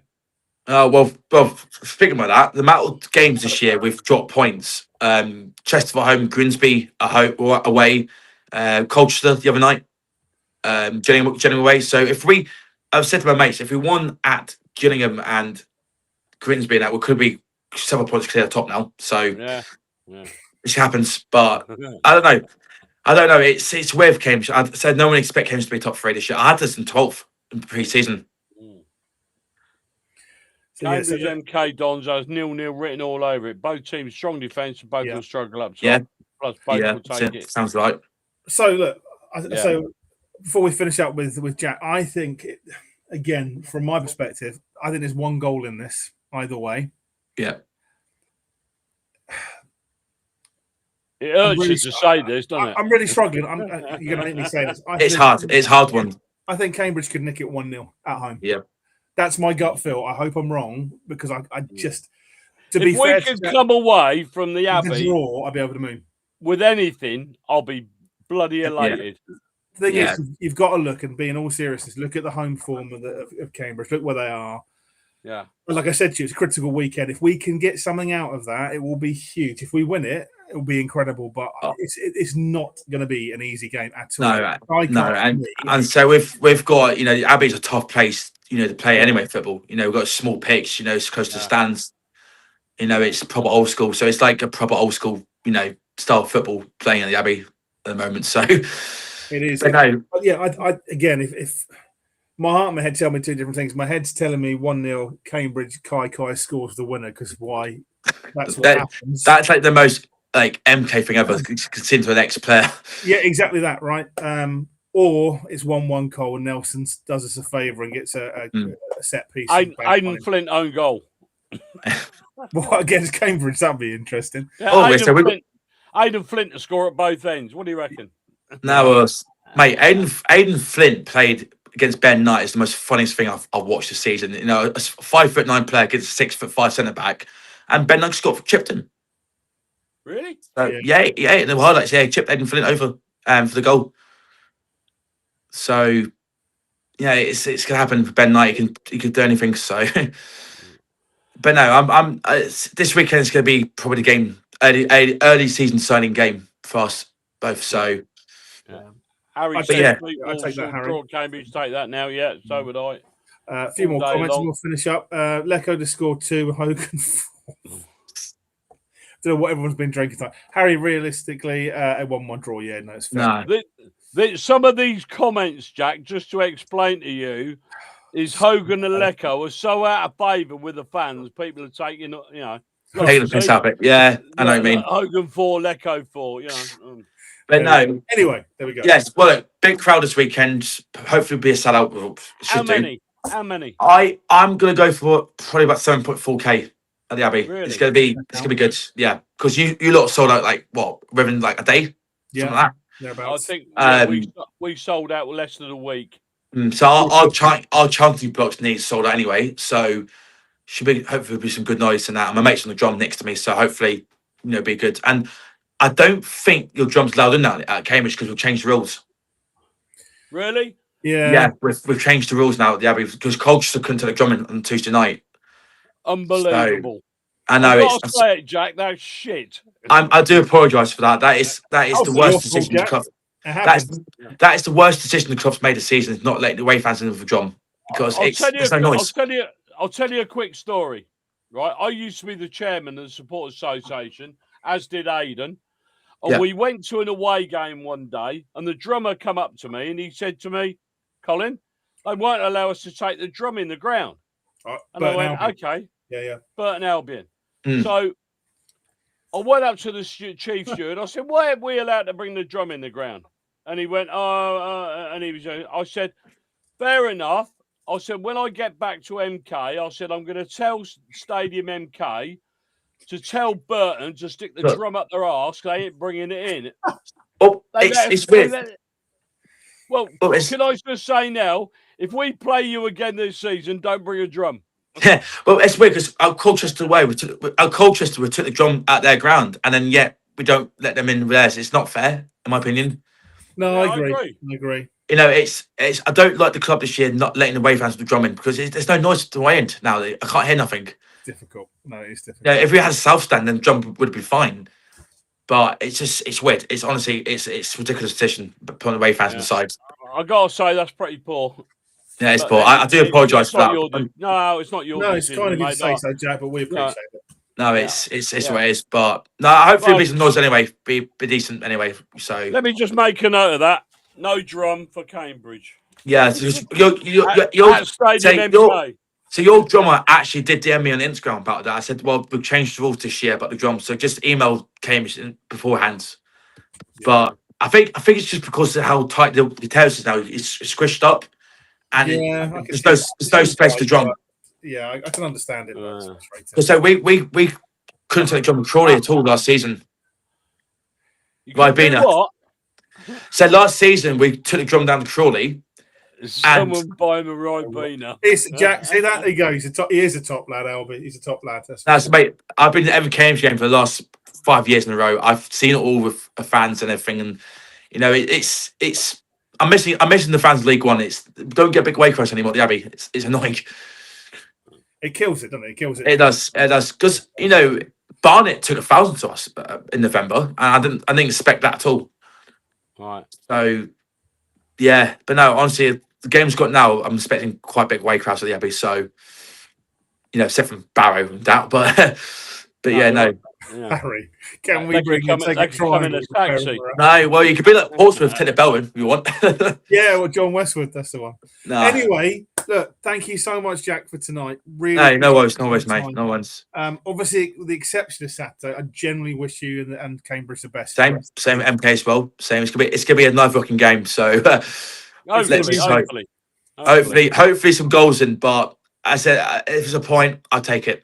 So I got a feeling there's more chance of you being celebrating after the game than there is us. No, mate. The worst thing is that if we do beat MK, then social media's gonna be on it that whole afternoon. I thought, honestly. So to bring our trumpet anyway. So we'll good. Yeah, just bring trumpet, Phil. Wonderful. All right, anyway, mate. Awesome. Take care, Jack. Thank you. Yes, well, good luck tomorrow night against Walsall as well. So thank you. Yeah, thank you. Yes. All right, lads. See you later. Take care. Cheers, care. Jack. Bye. Bye. What a great guy. Yeah, lovely. Really good guy. Great content. Great guy. Great knowledge. Yeah. Thank you, Jack. We appreciate you. And again, hopefully we'll both be in the autos come the end of the season. Albie has just said, see you in the corner house. Beer. There we go. Cheers to that. Sheila says, no trumpet should bring a trumpet. So I've not heard Sheila play the trumpet. Sheila, you'll have to come and meet Colin and I outside the Casbah with your trumpet. We'd like to hear. We do a Portsmouth and bring bells. Yeah. I think that's really crap when... I mean, it's not Jack's fault. I think that's really crap. Yeah, but they'll stand when they ban drums. Yeah, but then they expect to take them to our place. You know what I mean? Yeah, exactly. No, exactly. I just think it's bad. But, they'll stand on the safety thing. I will say, sorry, there's a few of the comments there. Top bloke, absolutely, Tom. Toilet rolls and some silly... Well, if it's going to be a sellout, you could say the same about health and safety in the Omen, can't you, with a drum? Oh, yeah, I'm not saying that. But, that's the thing they'll stand on. That's the way they always do, isn't it? 1,000 kazoos it is. Do you know what, Josh? I'd love to see it, mate. I'd love to see it. Yeah, it is frustrating, Cole. I mean, just talking and reminiscing briefly as an aside, when you did that Burton Albion, because I was with you that day, the standing memory for me of you getting the drum in at Burton, because, again, Colin managed to get the drum in when we weren't allowed the drum as chair of the DSA at the time.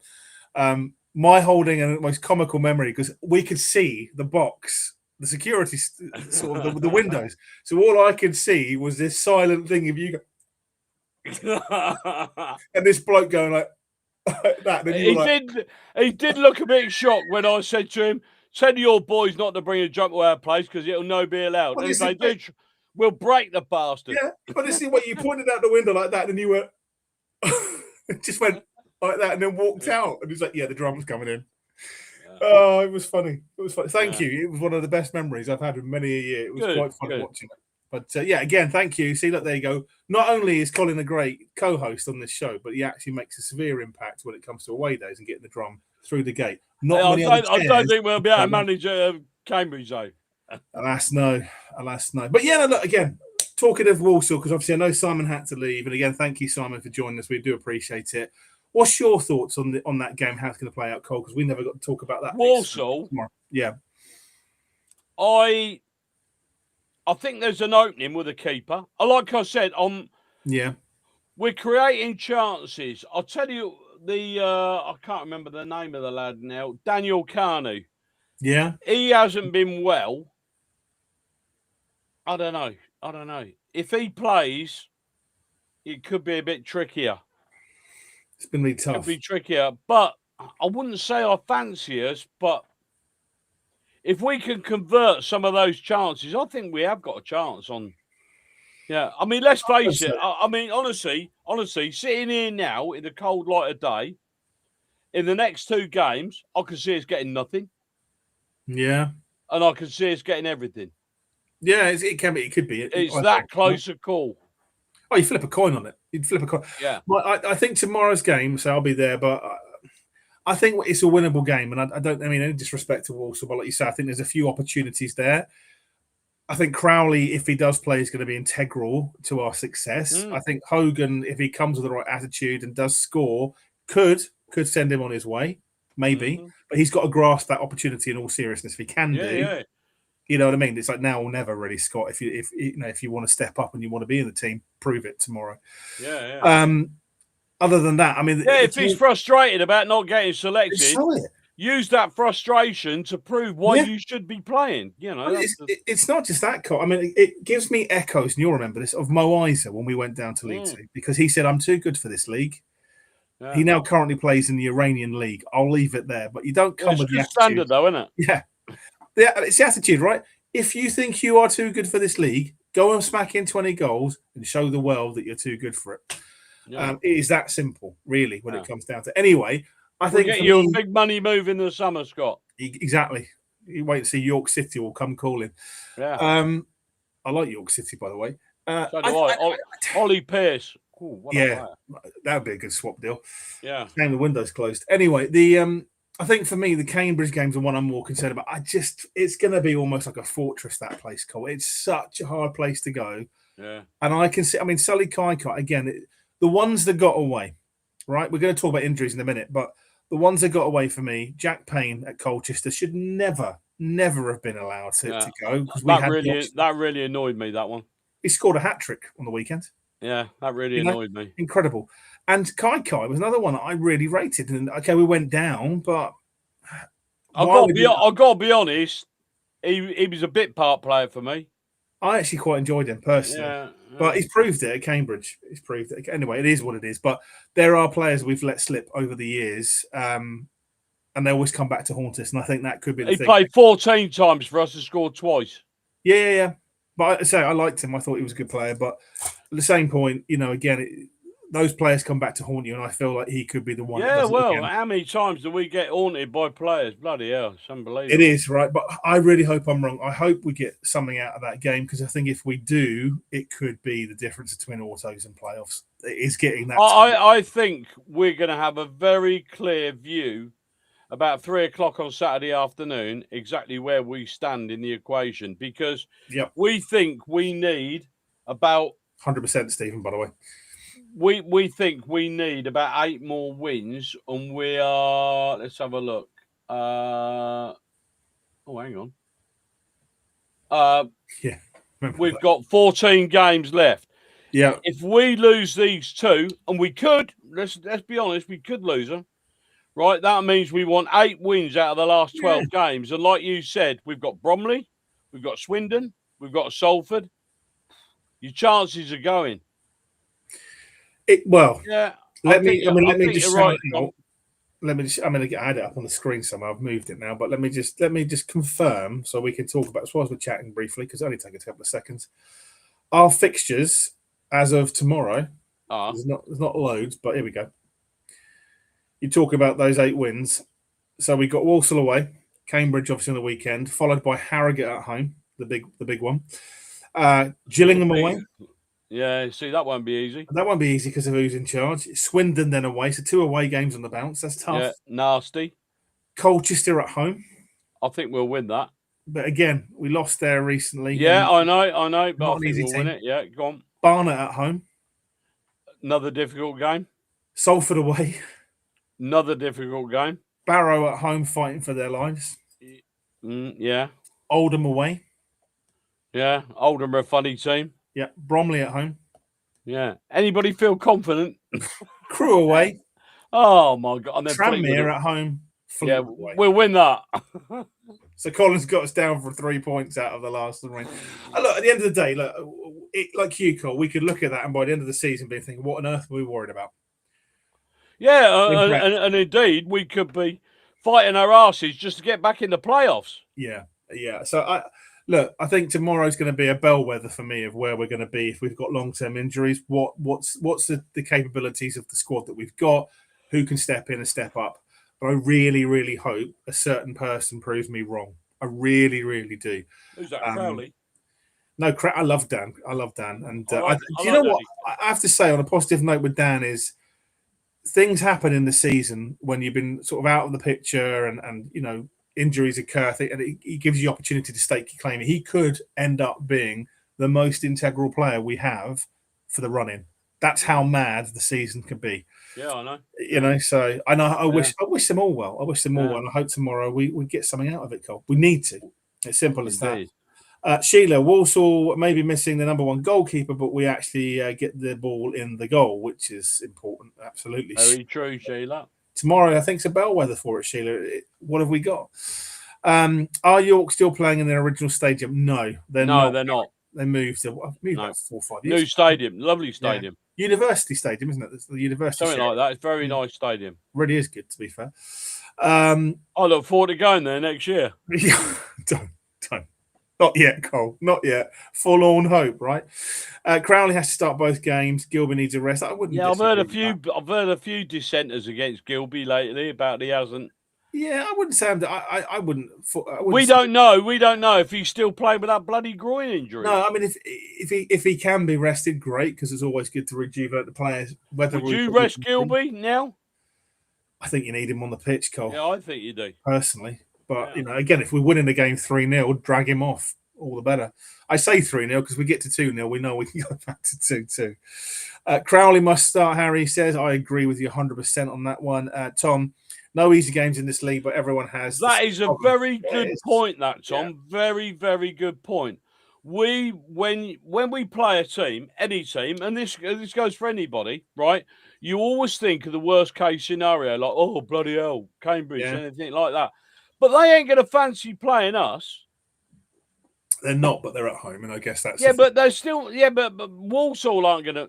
I mean, the pressure's on Walsall. No one wants to play anyone. Because Walsall are thinking, if we get beat, this could potentially start the end of our season. Cambridge want to keep going. You know, the pressure's on everybody, every single... It's to a point, Cole, like you say. I mean, Matt Sadler could, I'm not saying tomorrow, but if he loses against us, loses against Cambridge, and they're out of the picture, that could be him gone, which is a real shame because I think he's done phenomenal for them.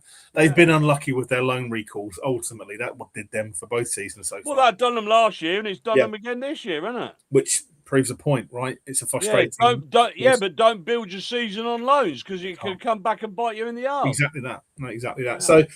Yeah, I think to me tomorrow, it's if we win it and we're up into third place, you've then got the momentum going into Saturday to stay there and build on it. If we don't win it, you're still playing catch up. And I just want to go into the weekend in the driving seat. That's mentality of being there rather than having to keep chasing is huge. It's absolutely huge, and it will be a real fill up for the squad going into Saturday, knowing we've won that game. If you're not nervous at home now, exactly. But we put the fear of God in you at night, haven't we? Well, there we go. But if you've won that game, Cole, you're going into the weekend on a different perspective. You're not chasing the thing. If we could win on Monday night, I would go into that game on Saturday with a lot more positive head. I would do. But we'll see. Harry's raised a question here, and so has Albie. Albie said. Not knocking Gill, just looks shattered. We need him long term. No, I agree. I don't disagree, but it's whether we can afford to drop players. But again, we'll come on to that injury piece in the second call, which we'll do now. But will we? Well, good a time as any to talk. And we started this as a joke, and I feel like it's become a long running pain. Go on, then run the VT. You want to roll the VT? Would that be for entry of the week?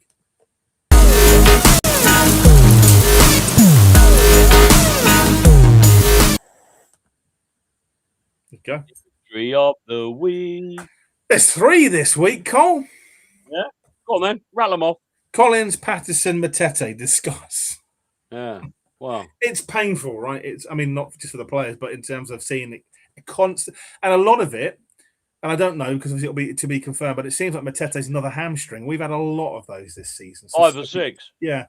Whether that's a training ground, whether it's a training regime, I don't know what's going on. You see, now, this is my argument about people say Warne breaks players. Now you get the rumor. I get the rumor. I understand that, and there is a little bit of evidence, but we don't know how hard what he does to them at training. We don't know.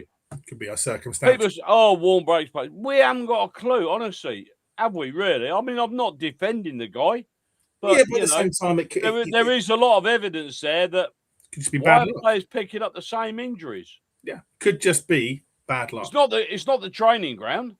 The training ground is the same standard as the stadium now. Mostly. No, it is. It's 4G now.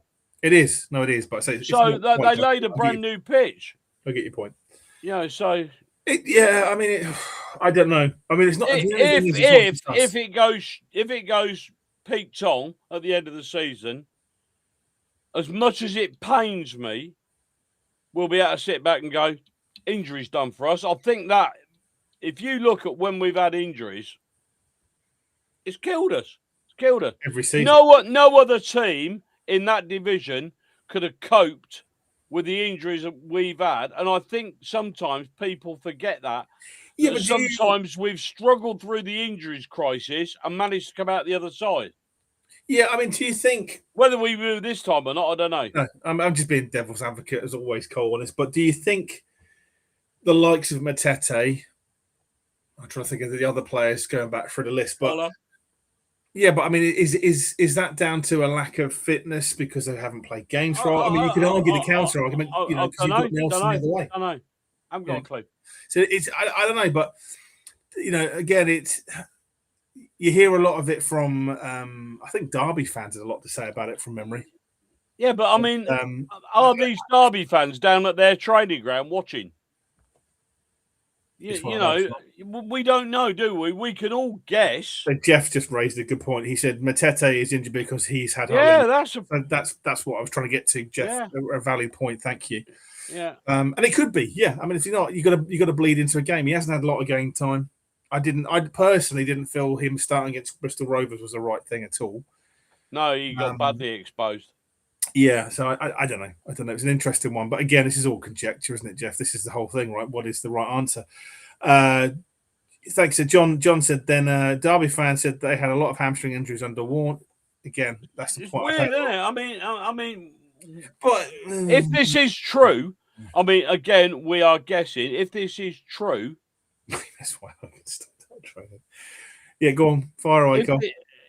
If this is true, what the hell is Warne doing, or the coaching team? What are they doing to put hamstrings under duress when we're playing? I don't get it. You know, it sounds to me to be not necessarily your general training, but probably in the weights room doing circuits. I mean, look, perhaps that's why, like it was just pointed out, this is probably why Hogan walked out of training. He didn't want to go back and do weights and circuits in case he'd done his hamstring. When I had the Club Platinum thing, obviously we went around and we could see the circuit, the weights. There's a lot of players in there building up, but I mean, it's one of those, Cole. Are they pushing it too far? Again, who knows? No one really knows. It could be a mix of everything. Is it the training regime? Is it something around the facilities? Is it the fact that these players are in League Two for a reason, no matter how good they are, because they're injury prone? Otherwise, would they be in the Championship if they weren't injury prone? There's so many things you can throw up here in terms of like thing. And it's easy to come up with a conspiracy theory, isn't it? Of course it is, but I mean, I'm not defending Warne or the coaching team, but we've got to look at this objectively. We don't know. The Derby fans don't know. The evidence is there of 5 or 6 hamstring injuries throughout this season. Yeah, but then Rotherham, we still don't know why. No, but when Warne was in charge of Rotherham the season that they beat us to promotion, they didn't have tons of injuries. So it swings and roundabouts, Cole. It swings around. Look, for me, is it just bad luck? You know what I mean? For me, if it's down to the training, let's put point one. If it's down to the training, you cannot be sitting there telling me that the training team would not be looking at that themselves and the medical staff. That's another thing. Oh, do you think we're overtraining them? Do you think we're doing this? Yeah, so we'll cut back on that. But hamstring injury. It's like you say, it's madness to think that the coaching team and the medical team aren't looking at that and thinking, there's a correlation. Hang on a minute. There's something wrong here. Yeah, it's a tough one. It's a tough one, but I mean, this is why most squads have to have strength in depth, right? Because if someone is injured, you've got someone to come in. Yeah. And I think for me, this season, and I said it at the start of the season, you'll remember as well, is like we did some great buying. We've done a bit of shuffling. We're a little bit bloated because of overhang from previous seasons and stupid contract lengths and etc. But the squad, and even Warney confessed this when we had him on the show. He will be back on again before the end of the season, by the way. it wasn't quite his squad, and it hasn't been built that way. And I think it needs another. And I think it needs another summer window, probably. Then to have the strength and depth and the positions that he wants covered, because we know, obviously without naming names and discussions, but we know for a fact there are 3 or 4 players that didn't get in the door that Warney wanted to cover certain positions. So yeah, but we had to let some go to get some in, didn't we? Yes, we did. But and if nobody wants to take Hogan and Lecco, exactly that. But this is my point: is you can't deregister people just because because and I'm not saying this is Hogan's got a year and a half on his contract. Lecco's got a year and a half on his contract. Yeah. You can't just pay them up and say, "See ya, we're bringing in somebody else now."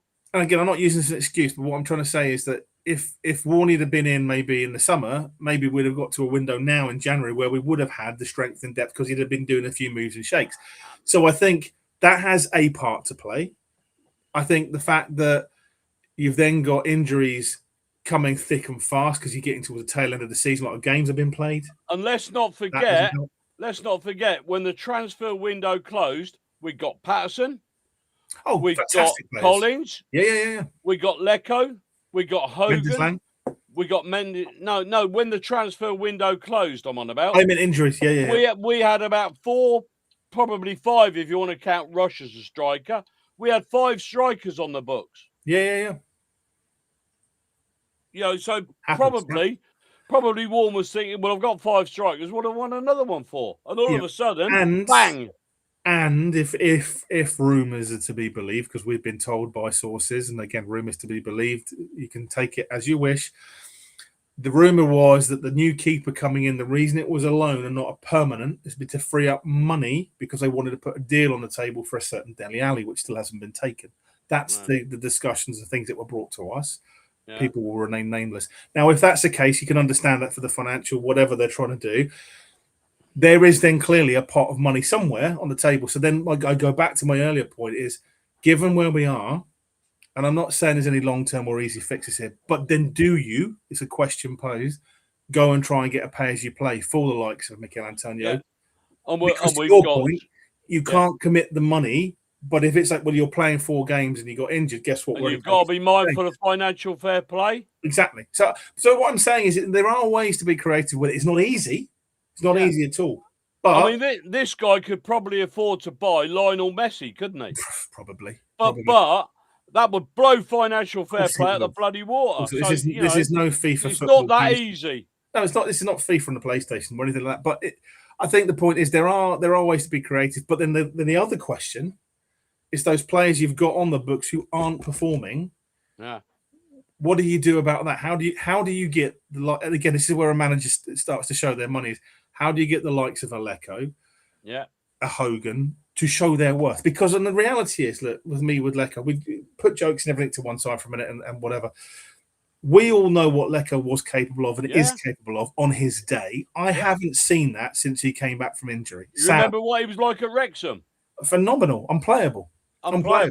Yeah. Well, him and Isa at that particular point. Yeah. And I think that's the thing is, we know it's there. Now, where it's gone, I don't know. But it's how do you bring that out of play? I haven't got the answer. I'm not getting paid the big bucks for this. But we have got players at the moment who are not featuring or have been deregistered. Now, do you know that player X and Y are out long term? Once that's confirmed, you have to deregister them. There's a window for that. It's closing up. Then do you register those players?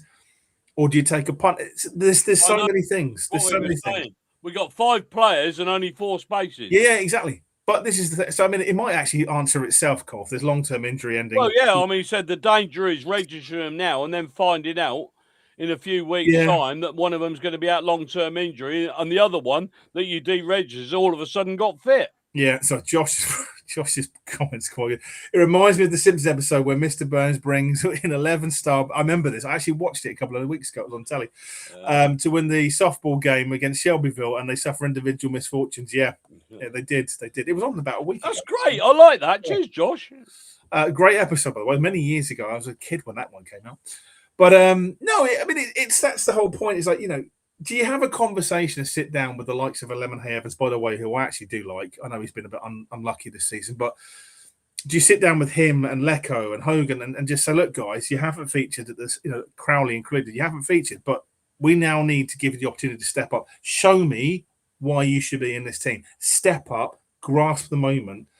Because I do think we've got, maybe they're not names that you would think right now, because, and again, if you remember, we signed Lecco first in that window because we thought he was a big player. Now he's become irrelevant. That's how high the bar has got from the players that we've purchased since then. So that's the thing you've got to put into context. He's become an elephant. Irrelevant. Oh, irrelevant. I don't mean it in a negative way, but we also, but you've got to sign Lecco. My goodness, he's going to be a big player. Well, I mean, at the start of the season. Which he was, and quite rightly. But then all the other players that came in, it just went. So it goes to show the bar has been raised. But how do you engineer those players? Motivation is point and attitude. But how do you get the best out of those players? Because we're going to need them. And they need to step up. And that's the bit that Warney's That's hard, because you've got the mental thing. Yeah. Like someone like, let's talk about Hogan again, right? Hogan's been sitting there. He's been widely ignored for weeks, if not months. Or dropped out and all of a sudden, Warren goes, Scott, we need you. Is there something in the back of his head thinking, whatever happens, I'm gone in June? Cole, but I'm gone in June. No, I don't disagree. I don't disagree. Is he going to be sitting there thinking to himself, I'll play, but this is my point, Cole, right? And I come back to it. This is where your attitude is the make weight here. If you walk into that thinking, well, I'm out of here, don't even bother turning up. Go home, take your paycheck, stop wasting everyone's time. Or do you go, yeah, it's been frustrating. Now I've got an opportunity to go and show the boss why he was wrong this season to not start me. That is the difference in mentality. Tomorrow night. We look forward to that tomorrow night. But that's the thing. So tomorrow, whether that's a Lemonheigh Evans, it's a Crowley, it's a Lecco, it's a Hogan, whoever it is, who is that player or players that's going to go out there and go, do you know what, Gaffer? That's the multi-million-dollar question. But this is my thing. And I think tomorrow, this is why it's a bellwether for me, Cole, because when I look out on that pitch tomorrow, if I see players grasping it and try and give it everything to show what they're capable of, that is showing me. And coming up short. If they do, they do. But do you know what? Yeah, I want to see. I can't fault that. I agree. I want to see someone like Hogan going out there and busting his backside to try and get us a win. I want to see something like that. I want to see some acknowledgement of the fans, and I want to see a togetherness. And if you're going to be, I want to see Hogan scoring and you cheering him off the pitch. That's never going to happen. Look, at the end of the day, it might be amicable by the end of the season if he does prove me wrong, but I'm never going to be a fan. We'll get him on the show. How I won League 2 for the MK Dons. My point comes back to, Cole, in all seriousness, it's about the application and the attitude. Crowley's not in doubt for me. Crowley will seize it and he will do his ability. I have no doubt about it. Crowley worked his arse off the other night. Lecco has the ability, but he's up and down. But if he can go out with the right attitude, okay, it might not work out. But if he's out there giving it all, and you can see that as a fan, that's all you can ask for. Because if you keep giving 100%, guess what? At some point, it's going to come good. But if you're out there at 75%, or you're out there because you know you're off at the end of the just don't stick a kid in. Yeah. Stick a kid in. Anyway, do you reckon we all play team talk? Go on then. Well, it's about 7 minutes to 10. It is. We're nearly at the end of the show, by the way. Which proves we're live. Team Talk is brought to you, as always, by Chris and Ryan. But it's a double header, so this one's about 8 minutes long. So we shall see. Guess where I'm going? To the loo. But first, you've got to run something. You've got to run what? Roll VT. Okay.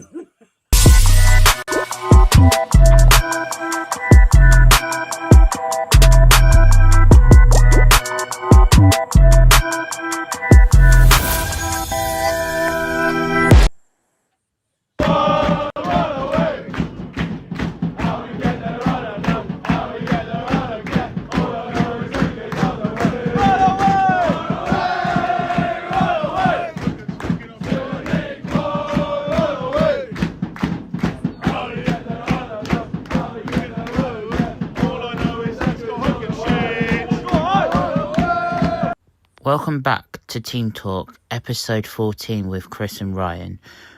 We've got so much to cover tonight, 4 games to break down and 3 new injuries to discuss. We've even got the lineups to go over. So, without further ado, let's get straight into a action-packed Team Talk.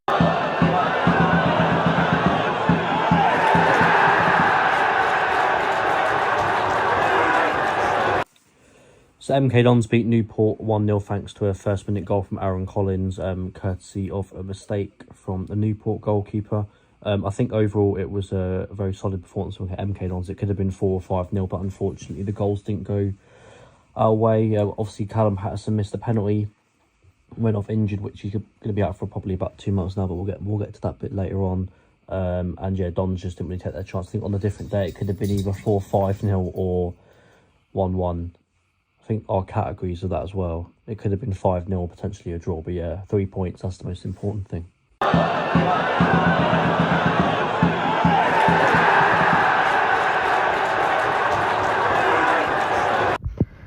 MK Dons versus Crawley was action-packed in my opinion, with both goalkeepers keeping their team in the game.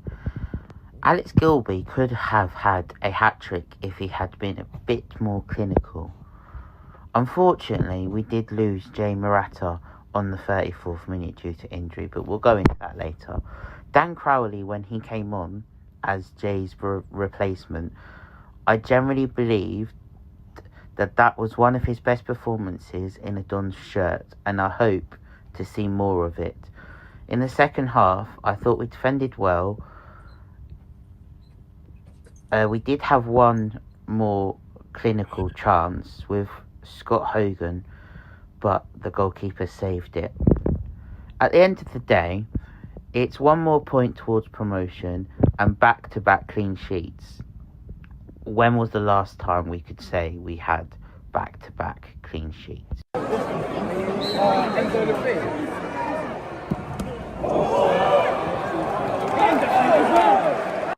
Here are our current injuries. So as you already know, we've got Will Collar, Kane Wilson and Mendes Lang out. So as you know, we've got some fresh new injuries. Aaron Collins, Jay Murata and sadly Callum Patterson.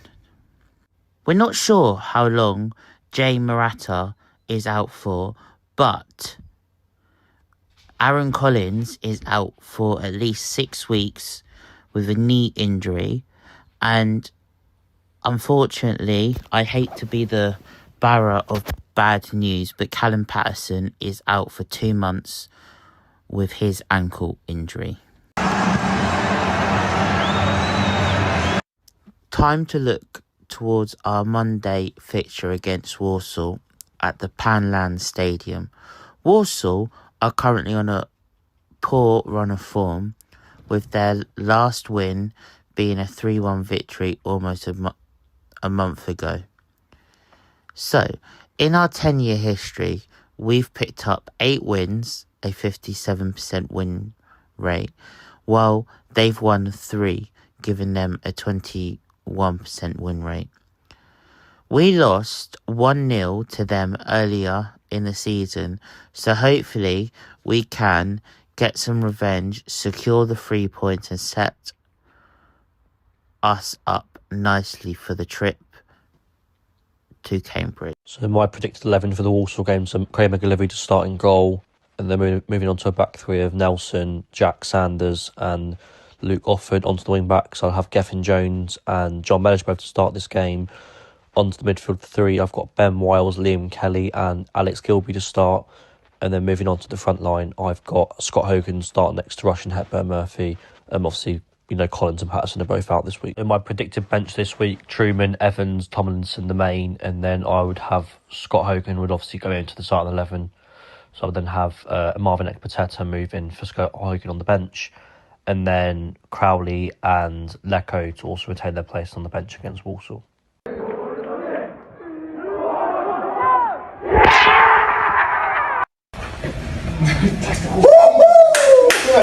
You naughty man, Gilby.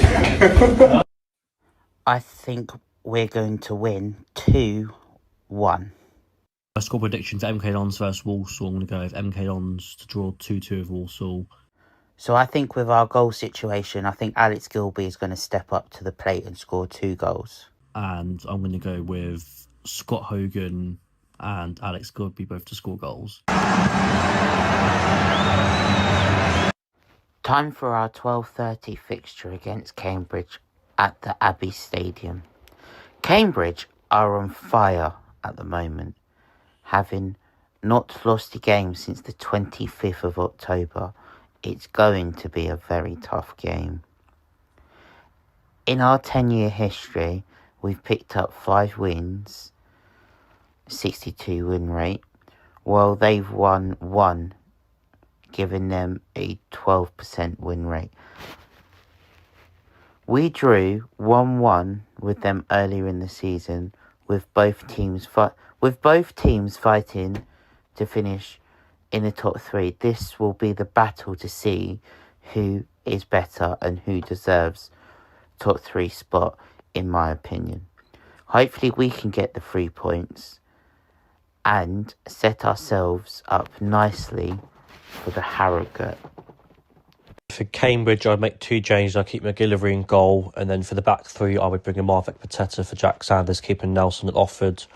I would then switch out Aaron the main in for Gethin Jones and keep John Mellish. And then the midfield 3, I would keep Liam Kelly next to Ben Wiles and Alex Gilbey. And then again, for the front 2, I'll keep Scott Hogan and Hepburn Murphy starting for this game. I think we need to keep them up top to score the goals together. And then for Cambridge, the bench, again, 2 changes. Obviously, Marv would drop into the team, Sanders drops to the bench, and then Aaron Domain would then also go into the starting 11, then dropping Gethin Jones to the bench, whilst keeping Crowley, Lecco, Tomlinson, Evans and Truman all on the bench.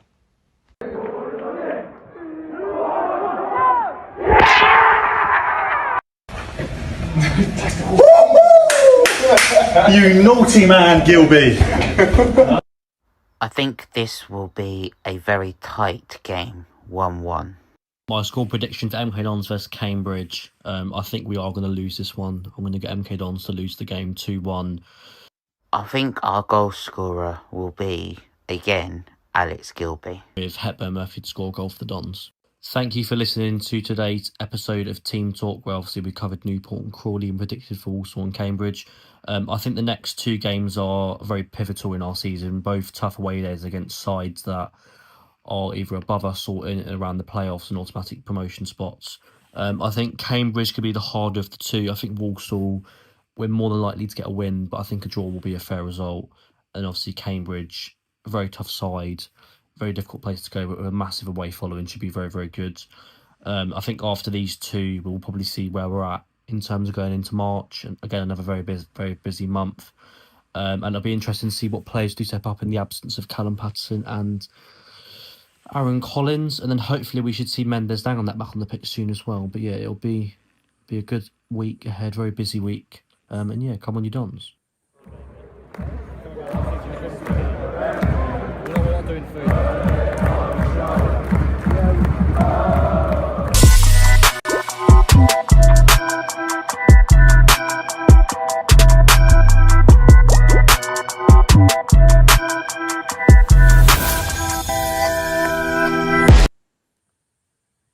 I was going to tell you about Jack Sanders. Go on. The other week, I stood outside for an hour. I know you did. Go on. Wanting him to sign my Colonel shirt, and then I found out he weren't well. I know, right? How inconsiderate. He must have known you were coming, Cole. But no, I mean, yeah, mate, it's unfortunate. But again, thanks, Ryan and Chris, for another great episode of Team Talk. Really appreciate you guys and the input you've done. Interesting, they thought that the Cambridge game was to be a loss as well, Cole. So, yeah. Tough one. It's going to be a tough game, but if we come out with that, it'd be interesting. Anyway, a few comments and we'll carry on. Okay. We have got, when is Warney back on here from Harry? Hopefully in the next few weeks. I say Colin and I are waiting to.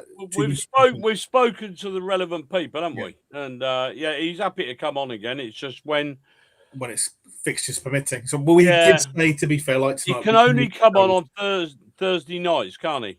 Yeah, so we just said we'll move the show record if he gives us. Yeah, so we'll have a special show. As we did last time. Well, kind of. But yeah, we're going to do speak to the gaffer. We'll do a speak to the gaffer show. Yeah.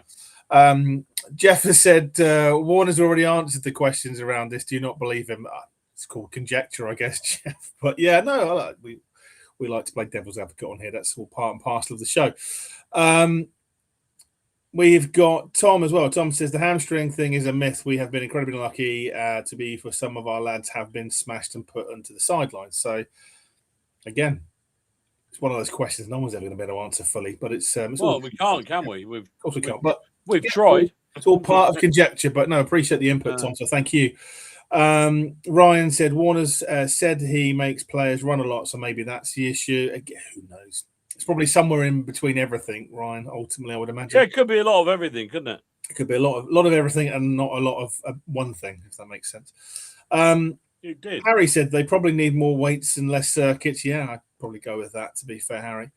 Ryan said, did you listen to the doctor interview this week at the club? Yes, it was very interesting. You haven't heard it, go and watch it. It was very interesting. I haven't. Tell me, just give me a brief synopsis. Go and watch it. Oh. It's too long to describe. Go and watch it. It's very good. Well, was there anything that came out of it that you thought? Well, nothing too surprising. It's kind of what you already knew. But what I do like is the fact, and to Ryan's point, is they're opening up a lot more channels within the club internally for you to actually hear from, which I think is a really nice way to be transparent with the fan base. But it's definitely worth a watch. Do you think I ought to change the injury of the week graphics and have an ambulance going across the well, like the casualty, yeah, no, never mind. Don't do that. Oh, yeah, we can have the casualty music. Yeah, don't. It will get even worse if we do that. Okay. The good old days of Mike Williams. Yeah, amen to that, Harry. Yeah, good old Mike. South Shield's top of their league at the moment in the National League North, I think it is, or whatever it is.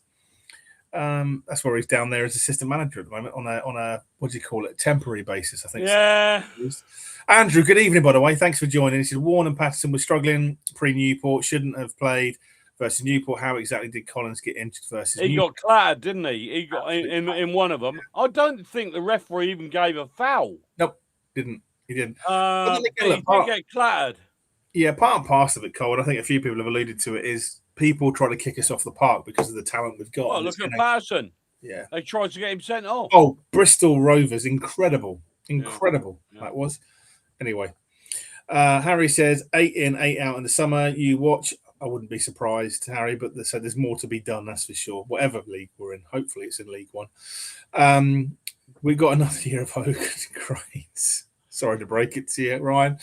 Harry said, what was the point of signing that keeper, by the way? I'm a bit confused. Well, interesting, Harry. Again, he probably will play some part during the season, but Warney's been a big fan of his when he was at Derby and then when he was at Rotherham as well. Couldn't sign him. He's supposed to be England's next big thing, from what we hear. Very big lad. Under 16, under 17, under 18, under 19, under 20, England keeper.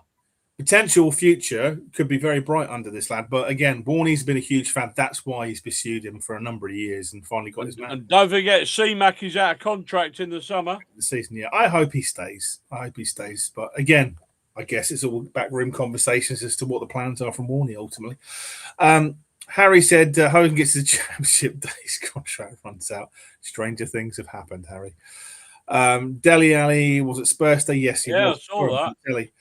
He said he felt emotional. I bet he did at the end. Yeah. It's all the money he's lost at the casino. That's why. Well, I bet he felt emotional. Yeah, getting Ali back is not a good idea. I mean, I agree, Tom. Personally, I think sometimes bringing people back isn't a great idea, but if he needs to kickstart his career somewhere, you would think MK would be the best place to do it. You'd have thought so. You'd have thought so. But, maybe I don't think his head's in it personally, but, again, we'll see. The fact that he's been offered something potentially, from what we've been told. He's been tried various places and it hasn't worked for one reason or another, has it? No, and I just think if it doesn't work at MK, where would it work ultimately? Yeah, well, exactly right. That's a good point. Who knows? No idea. Sheila, sorry what that was relating to, so apologies. Where what, Sheila? Here, every Wednesday night, usually at 7:45. Albie raises a good comment. He said Lecco was lucky Warren came in and he was the only player in the whole squad who had any pace whatsoever. Birmingham, Birmingham. Just thinking of Birmingham, bringing him on his first game, worked hard for a new contract since there's been Dyer. Yeah, I mean, it's not been great. Can't deny that. I think we jumped too quickly with that Lecco thing. Yeah, but it was again at the time because we didn't have players. But let's face it was. And like you said, he was probably one of the. He was one of the ones that we, but now he's just dropped by the wayside. That's how these. Oh, things where is Will Collard? Injured still, sadly, Sheila. I think for a few more weeks, from my understanding. But again, it's a shame. Hogan does try. I'm not sure about Lecco. Sorry to say. Yeah, I mean, we'll see. we'll see. This is the time for anyone to step up. And then you had that game he got sent off, Lecco, and he was obviously trying very hard, but probably too hard, wasn't he? Yeah, I mean, it's the thing when you've been out that time. He got mugged off badly, but there you go. Yeah, and the last time we saw him, the penalty miss is the thing that sticks in the claw, doesn't it? Really, I was really hoping he'd have banged that in, and it could have been a start for him. But there we are. Tom says Crowley can bring the best out of Hogan, but he has to push up the pitch. So. We shall see. Hopefully tomorrow, Tom, what comes from that. Ryan said a few mistakes in this bit from the video, so thank you for that, Ryan. Not a problem at all. We still appreciate the content. Bring back the MK fellas. Well, they didn't want to do it. Harry. So that's why Ryan and Chris have decided to partner with our good selves. But great content and enjoyed them when they did do that as well. Albie said Fleetwood away train booked final day. Do you guys know when kickoff times are announced? Final day is usually the only thing we'll say is they'll all be at the same time. That don't help. No, run simultaneously doesn't have to. They have to all of them start at the same time. Yeah, if I was a betting man, Albie, and I would say midday kickoff probably. Well, can I have a look? They'll change. Sky Sports will change it though, Cole. Doesn't matter what said there, they'll always change it. Let me have a look. Let me have a look and see what it's advertised at the moment.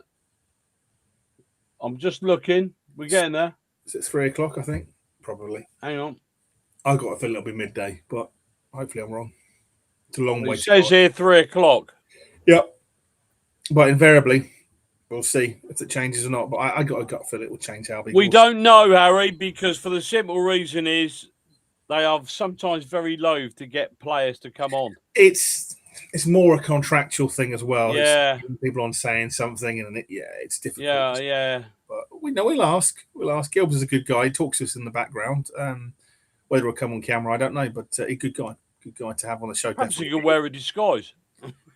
Yeah, and be called Alfred Gilbert. We could say, and we put a little thing in the corner, actor's voice. Exactly right. Hopefully, Andrew, if rumours to be believed, end of March, beginning of April is where the ETA for Mendes will be. Again, depending on how that continues to recover. Albie said, rather be midday than late, otherwise I'm not going. Maybe, Albie, maybe a weekender in Blackpool could be the answer there, because it's always a good laugh, particularly if we've got promoted. You will have a great weekend. I'm sure we all will. Barnet game has been moved, Stephen has mentioned as well, just to let you know. From that side of things. Yeah, apparently so. So thank you, Stephen. Appreciate that as well. Colin is now going to have a quick look. Do we know where to, Stephen, by the way? If you know, let us know. And we'll, Barnet's on a 12:30 kickoff on the 21st. Yeah, I think brought forward, wasn't it? But we shall see. This is Sky Sports, right? And who knows? They've really messed our bloody fixture list. It's exhausted. Yeah, football's for the fans, apparently, Cole. But there we are. So yeah, I mean, I think one of the things we want to finish up with. Appreciate we've been running on a little bit, but have you changed your opinion on where we're going to finish in the table, Cole? I'll start with you, and anyone else listening, let us know. Do you think where you thought we were going to finish? Do you still believe that's where we're going to finish? Do you think we're going to finish higher, lower? Sound like Bruce Forsyth. If you read my preview this morning, and I know some of you had, this is the first time I've started having doubts. Yes, I noticed. First time I've started having doubts. And as we've said several times, this week is pivotal. Absolutely pivotal. 100%. If we can get through these two games, and like you said, some players step up to the plate and be adequate replacements, that will convince me. If we come out of these two games with nothing, it's going to be nervous. And again, I know I've already said it, and I'll keep repeating myself, but I think the next two games are not just results driven, but bellwethers of how the players react to. Yeah, you have mentioned bellwether. I'm going to Google it if you need to. But I mean it in the fact of when you've got adversity coming towards you in a team and the injuries, if you can step up as a group. Yeah. Well, this is it. We're all looking for somebody to step up to the plate. Make it their moment now. Yeah. Now. Absolutely. Thanks for the comments about the kickoff, by the way, Stephen. And again, Ashley said Barnet 12:30 kickoff after the Colchester game being moved to Wednesday the 18th. Yep, that's the other one that's been moved as well. Albie said, so we'll have to do a different day, won't we, on that one? We will do, or maybe do it live from the stadium. Who knows? Who knows, Cole? Maybe we'll do something different towards the end of the season. We did a few years ago. Do you remember that? Put it this way, I've booked the playoff week and final weekend off work. Oh, nice to see you confident, Albie. I like it, Albie. I like it. Covering all bases, my friend. Yeah, Covering I like all bases. Stephen said, I fear it's the playoffs, but hoping for a full squad by well, then. that is the point. That is the point. It could be like new signings. At the end of the season, if we can hang on, we could have a full squad at the end of March and run through April with everybody. Yeah, I still think we can do top 3. I've not changed my mind on that. Even Kane Wilson, and I wouldn't have clue what he looks like. I'm genuinely excited to see him back fit because he is a hell of a player when fit. Yeah. Warney rates him highly as well, which I've never seen Warney so excited about a player, to be honest. Tom says, I still think we can win it. Yep, 100% agree with you on that one. Harry said, is Sky paying silly money for these games? Yeah, of course they are. Or they always do. I mean, who doesn't want to see a League Two game on Prime TV? You know what it's like. Crazy, you know what it's like. When Sky won a game, that's it. It's crazy though, Cole, right? Because it's fans of the League Two clubs. They're not going to be watched if there's a Premier League game on the same day. It's like when they put these games on, and you think, well, if I stop to watch the whole game, there isn't a train to get me home. Yeah, you know what I mean. I've heard people say, "Oh, the last train leaves so and so at 9:45." Yeah, and they're still playing. You know what I mean? Yeah, absolutely. What do you do?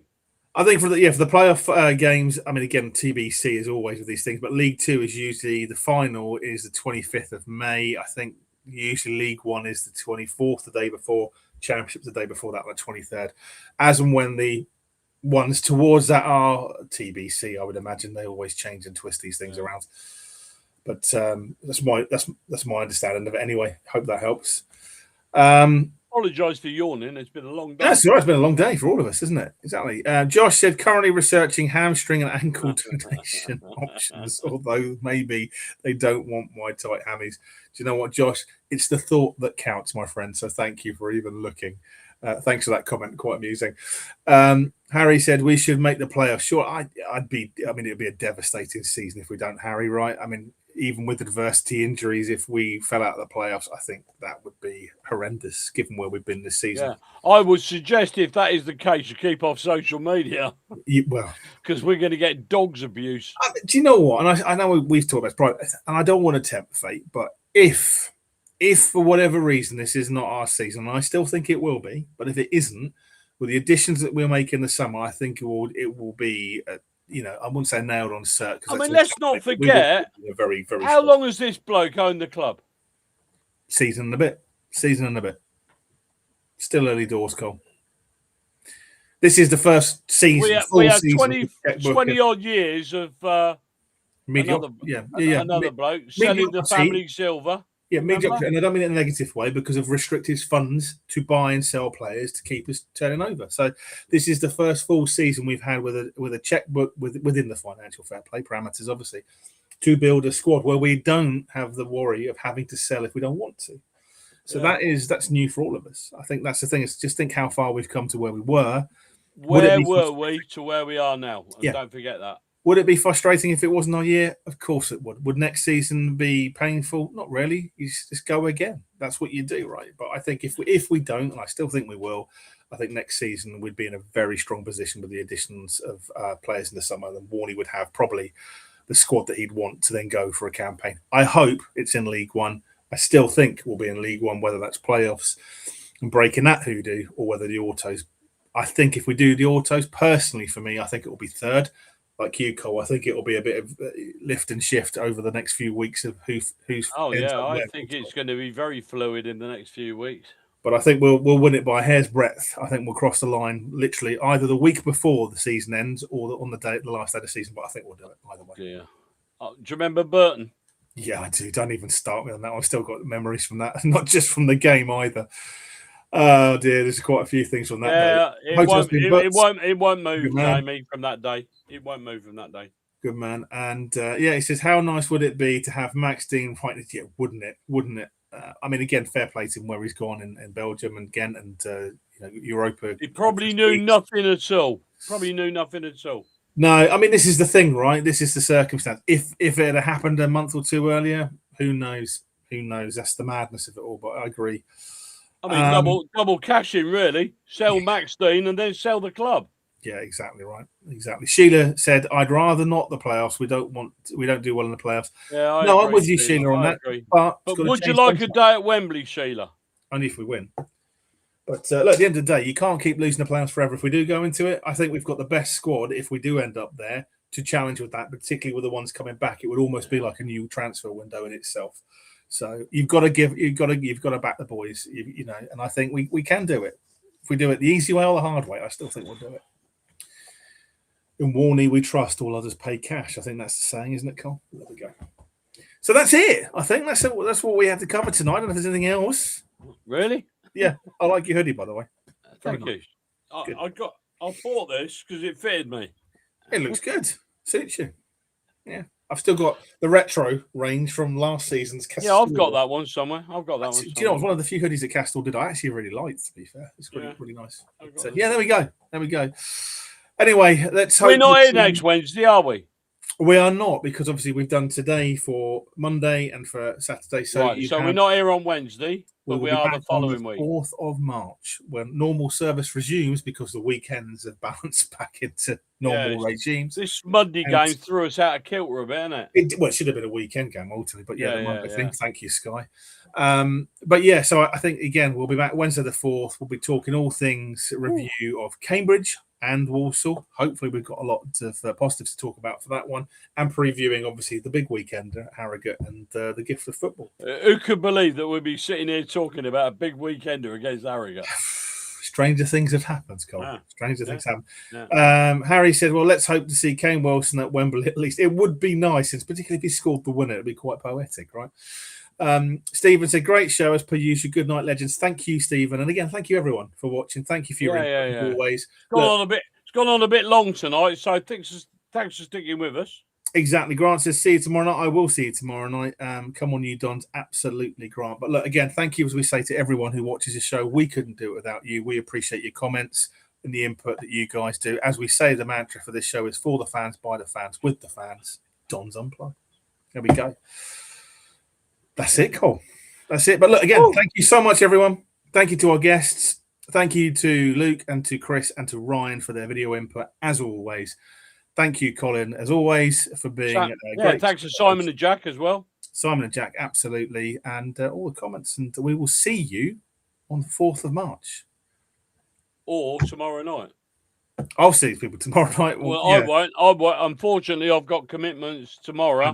It's all good. And on Tuesday, so I couldn't have done it. So no, it's fine. Busy few weeks for both of us. I've got busy times for me at the moment, and we'll see you on the 4th of March. Thanks for joining us. That only leaves me one thing left to say, which is say good night, Aidan. Good night, Aidan. Good night, everybody. Safe journey to Walsall. We'll see you at Cambridge as well. Take care. Thanks for joining us. Come on, you Dons.